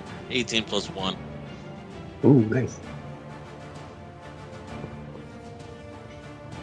Iris, as you are standing there and you're taking a look around, there are more bits of this memory that are coming back to you. You recall being young and creeping down these stairs that lead down into this first level of this home, and hearing your parents talking at night in hushed whispers. You remember them speaking about the opportunity for a better life, for a way to fix a curse, and how they have no other option at this point but to try and use it. It sounds too good to be true, and they would be foolish enough to pass up on this opportunity. You hear them talk about how they would be leaving that night, but they should be back in the morning before the children even realize that they're gone.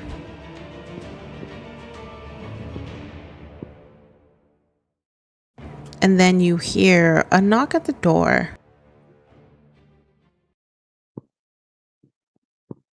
And your parents turn and with resigned looks on their faces get up, gather their things, and leave.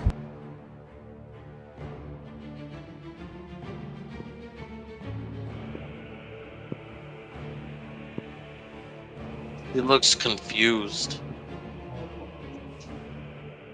She remembers things so differently.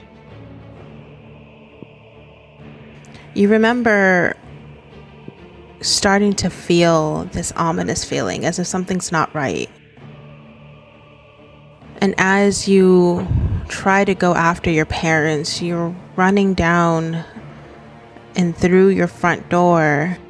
You see a man standing there, holding a key, but your parents are gone.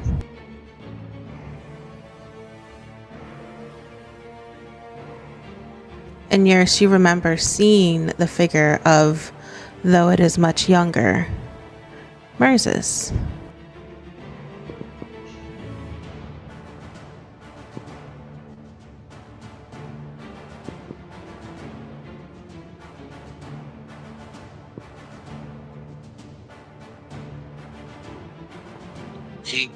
She does look back at him, wide-eyed, and just... What did you do?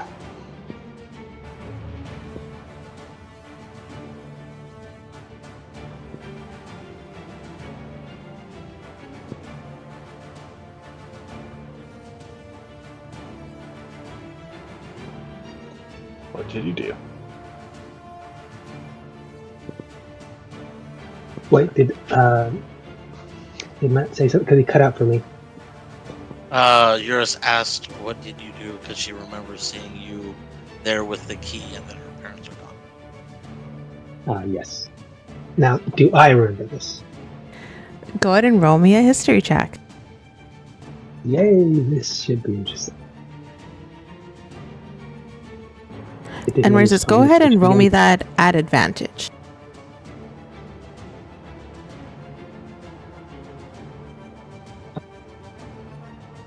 Oh my god. Oh, this does not bode well for a battle later. That's another natural 25 total. Moses, as you are standing there and you see this shadowy figure of a female rabbit folk standing before you, and you kind of take a look around this house again, this memory dawns on you that yes, you do remember these people. They were relatively new to the edge of Gula, having decided to make their home kind of in between the bottom border of Gula and Acedia, and Avarisha. But they were looking for help at the time because of a condition their daughter had. And you, thinking this might be a perfect opportunity to offer them some assistance by granting them a way for them to solve all of their problems. And that night you led them through the door.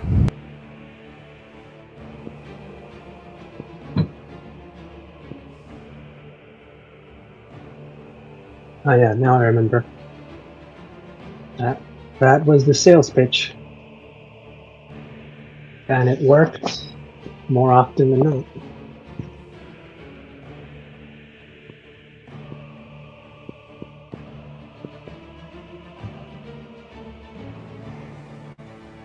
So I remember their names.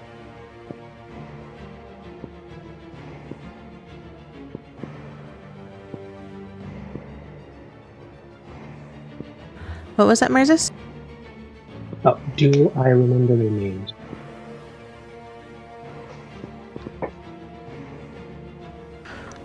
Matt, did you decide on names for your parents, or was that something that was still to be determined?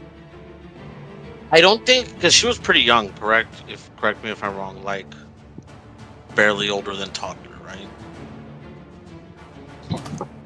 Correct. Maybe a bit older. So I think she would still know them as mom and dad. To be honest. Oh wait, so I'm the one who's supposed to know their names? Do you normally ask for their names in this situation? Yeah, I normally get as much info on them as I can. There's a small journal with everybody I sent through there because I was assuming I was going to give this in when I reported in. Like, these are all the people I've helped. You should already have this, but here's no info. Like, who they were, what they needed. Like, each page for every person sent to me. Their names, what is it they needed, what they hoped they would get, and what you could possibly use them for, depending on their skills and talents wise.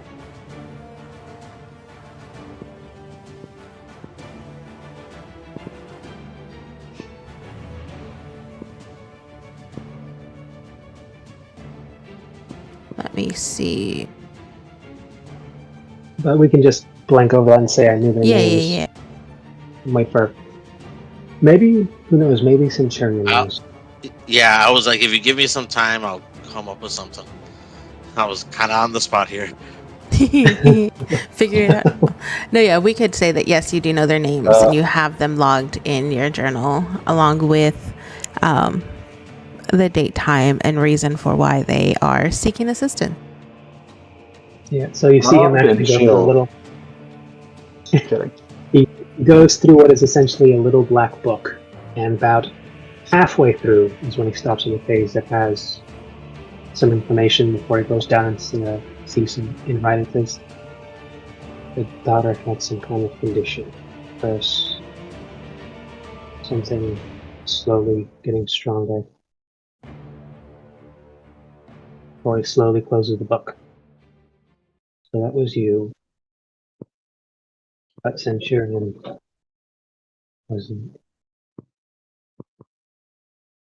I'm just letting you know, I rolled a 38.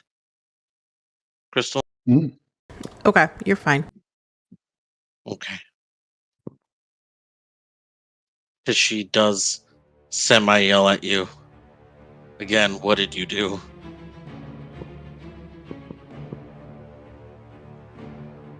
Puts the book away. Almost looks like he's straightening up his suit a little bit. Before he does face you directly, wondering if the shadow's ever going to come back. I did what they asked, and I offered them what I thought was the solution. And that was your affliction. I sent them through. I sent them through this. Kind of like a little bit of that Tony Stark moment. Did you know? Did you fucking know, you piece of shit?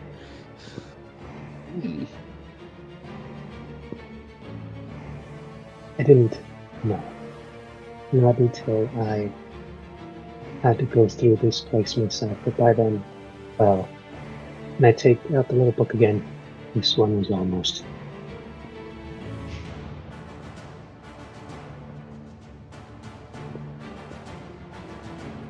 She raises her hand almost like she wants to hit him. But a little voice in the back of her head, Faye's voice, just tells her, stay the path.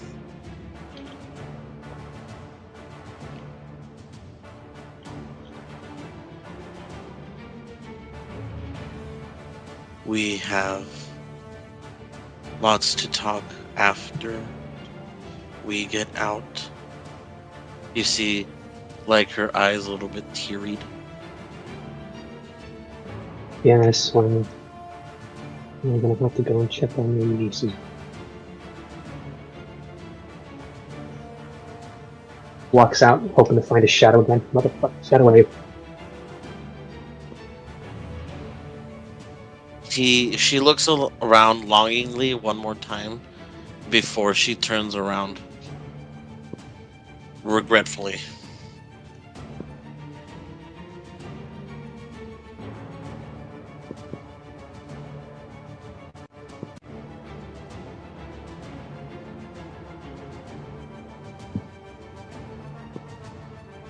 You have made both your father and I proud, my little wind. And then you see this shadow Eurus start to pull down into the floor before making its way back over to Mirza's and take the form of once again his normal shadow. Like, I guess I assume there's always just a weird chill down your stomach when that happens. Mm-hmm. It's more of like a little like pinprick, as if like an incoming headache's coming in. She's just gonna shoulder check him as she walks out the door. And let me check, because I was very much distracted. And on my ass I go. That was an okay. On my ass I go. 7. Wolf. I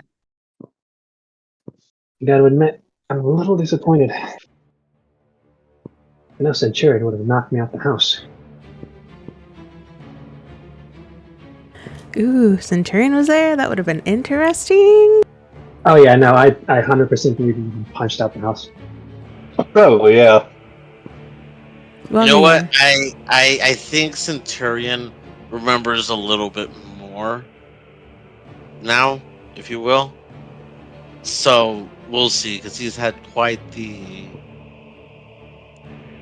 spiritual journey. At the end of the thing, he might just ask you to punch him. Eurus, get him. I don't know if I can, and then just random fist coming out of the frame. It's Eurus's. I was totally like, I don't know if I should. I've been like, I'm no longer like the one you used to know who would have like gladly decked you. But, and we're talking, and you can just hear Eurus like screaming, mine, and just dynamic entry. You don't even hear her voice. You just hear her footsteps just running up, and then just fist. Right, and then it's like Hulk just fist from out of frame. Oh, that'd be perfect. And then he goes blasting off like Team Rocket. So, but do you guys decide to leave this house? She doesn't want to. It feels nice, but she does. It is very homey, very cozy. It's a nice little house. As you guys are stepping outside, you guys are greeted once again by this night sky. And Eurus, you hear a voice. Though this one is only for you, as it is speaking to you telepathically. You're looking a little lost, little rabbit. Did you need some help? Right, Loki.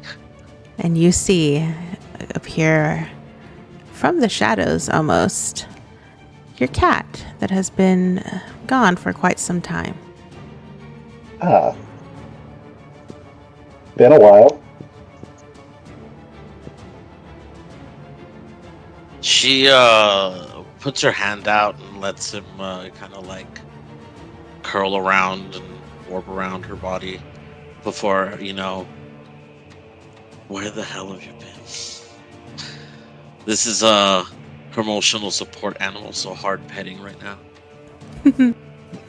I've been here and there and everywhere and ow. Oh god, I just imagine that Family Guy scene like they're petting Brian really hard. You can see his eyes almost pop out.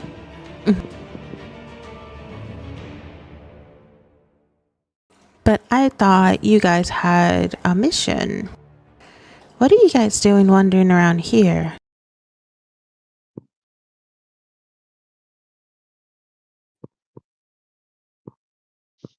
We're looking for the sin. The one that's been torturing us. The one that's been putting these nightmarish things in our head.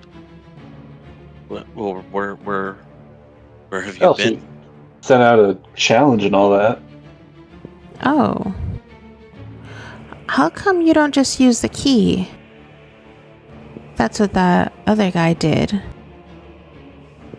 The one holding the girl. And you know the guy with the... And you see his little paw go and mimic a beak. Yaku. Well, we did use the key, didn't we? Did we have to do something else? Your mother's key.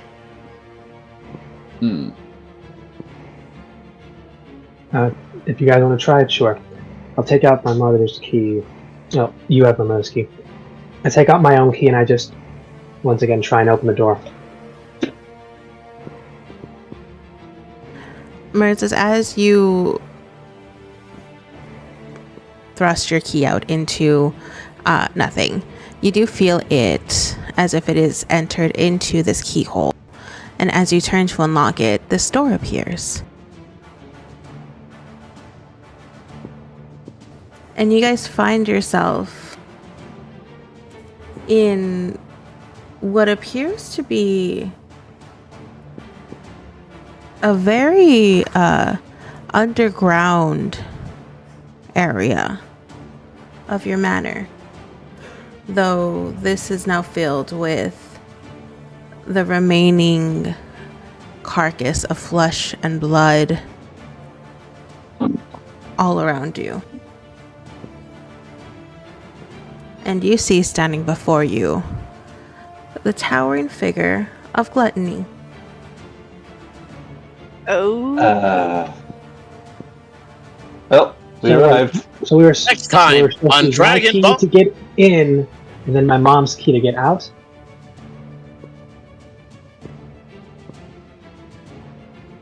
Oh god! I think it's your mom's key got us to Gluttony herself. Something different about that key. No, that's not true, because there is an end to the tunnel, but it takes a while to get there. So I have no idea if we just took a shortcut, or if that was just the way it was going to be to get to Gluttony specifically, or something else. I was dying the first time I did this, so I have no idea how I got from A to B exactly.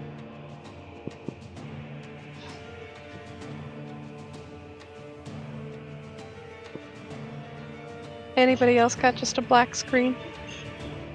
Yeah, I love the screen yes. too. But I kind of figured. By design. Yeah. Are we correct in assuming? Is it dark? No. Lovely technical issues right at the end. Hold on. Throwing It's you guys back. the whole I don't have a token for visibility thing. Yeah. Throwing you guys back in. I tried reloading the page. Reload, because I see Gluttony's layers. And if that's where we're supposed to be. Yes. Can you guys see anything? Let me refresh. Refreshing. Token. Refreshing again. Still said no token, but Okay, no token. Okay, we're in. No token. Okay, I can see my token and I can move it, Oh, there but we I can't go. see anything. It's all black. I see it. still no token with visibility. Hold, please, hold, Columns please. of pumice stone and a river of blood. Oh, fun. I still don't see it, but it's a fun Oh, description. yeah, now I see it. Now I see Yes, it. everyone can see it. Yes, perfect. Except for you, Yes. Sidian, for some reason. Ah, there it is. There it is. I was half Good, yes, expecting. there. We're able to see it. I was half expecting to be inside of Fuddruckers or something. Yeah. This pungent smell of rotting and decaying flesh and blood hits you guys almost immediately. Oh, joy. And you guys Yeah, see... I'm immediately looking around for... Right, go ahead. Yeah, and you guys see, standing in front of you, this imposing figure of what almost appears to be a skeletal woman. Her mouth is sewn shut, but her eyes lock in on you almost immediately. And you see, though they are still sewn the corners of her lips turn upwards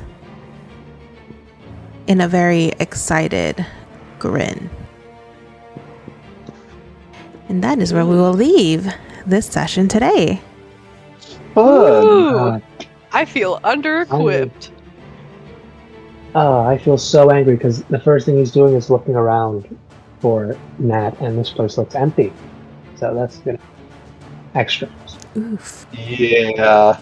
Is that a door behind or is that just kind of a wall? Just kind of a wall. Okay. I mean, it looks like a wall. It might be a door. It might be her chair. He's gonna make pork cracklings out of our skin. For all we know, that's the ground. We're on the side wall, and Grabby's just, iffy here. Okay, I still have most of my slots. I hope she's more receptive to the magic than Pansky. Ooh, we'll see. We'll see.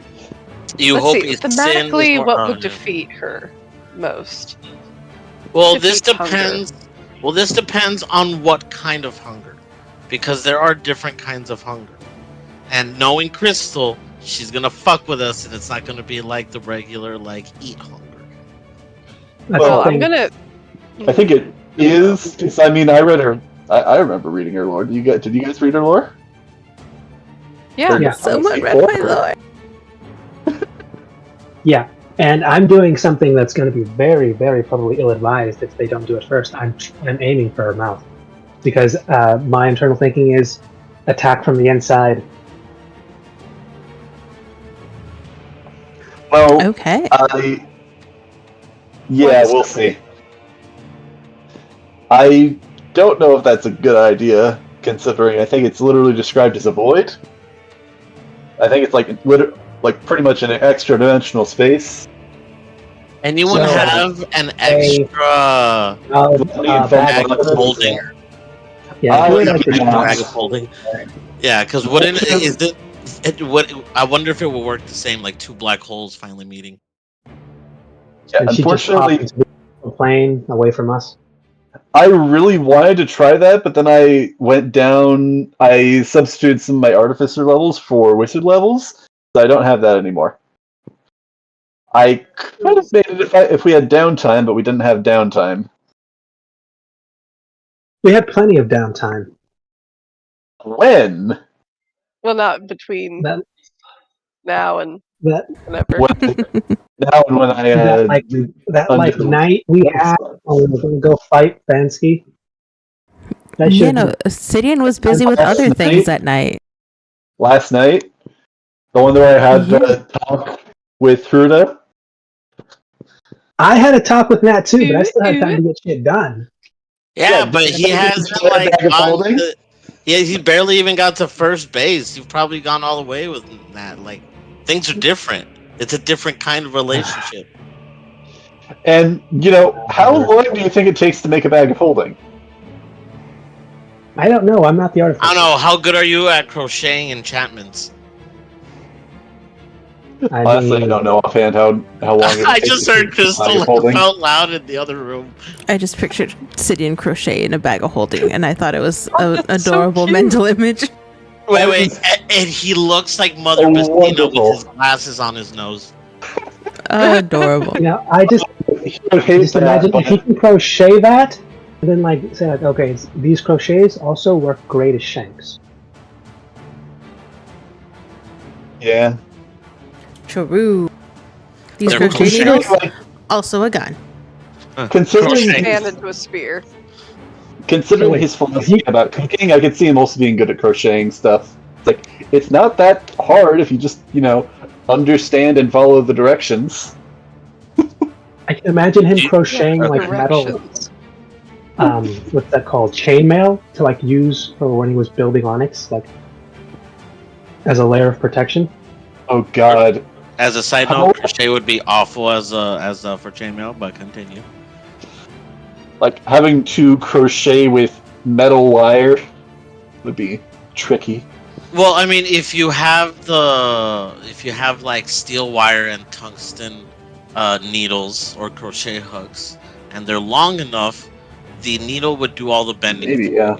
Yeah, so you wouldn't really actually have to put any force into it. Because it's been done before. But it works a lot like Kevlar in that once it gets pierced, it's basically useless. Yeah. Oh. Thanks, nerd. Like, Zid found a way, like... Wow, I expected that from Michael.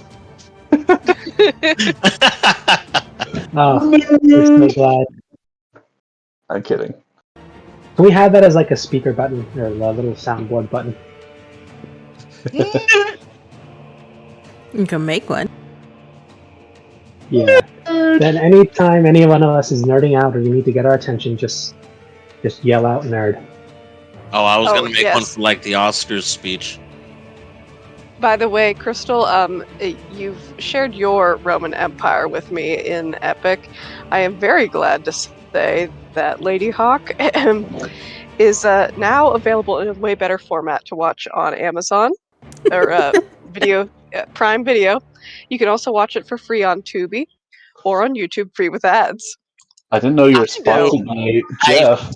You know what? Like you're trying to say something. I will watch it because you watched Epic. I will watch Lady Hawk.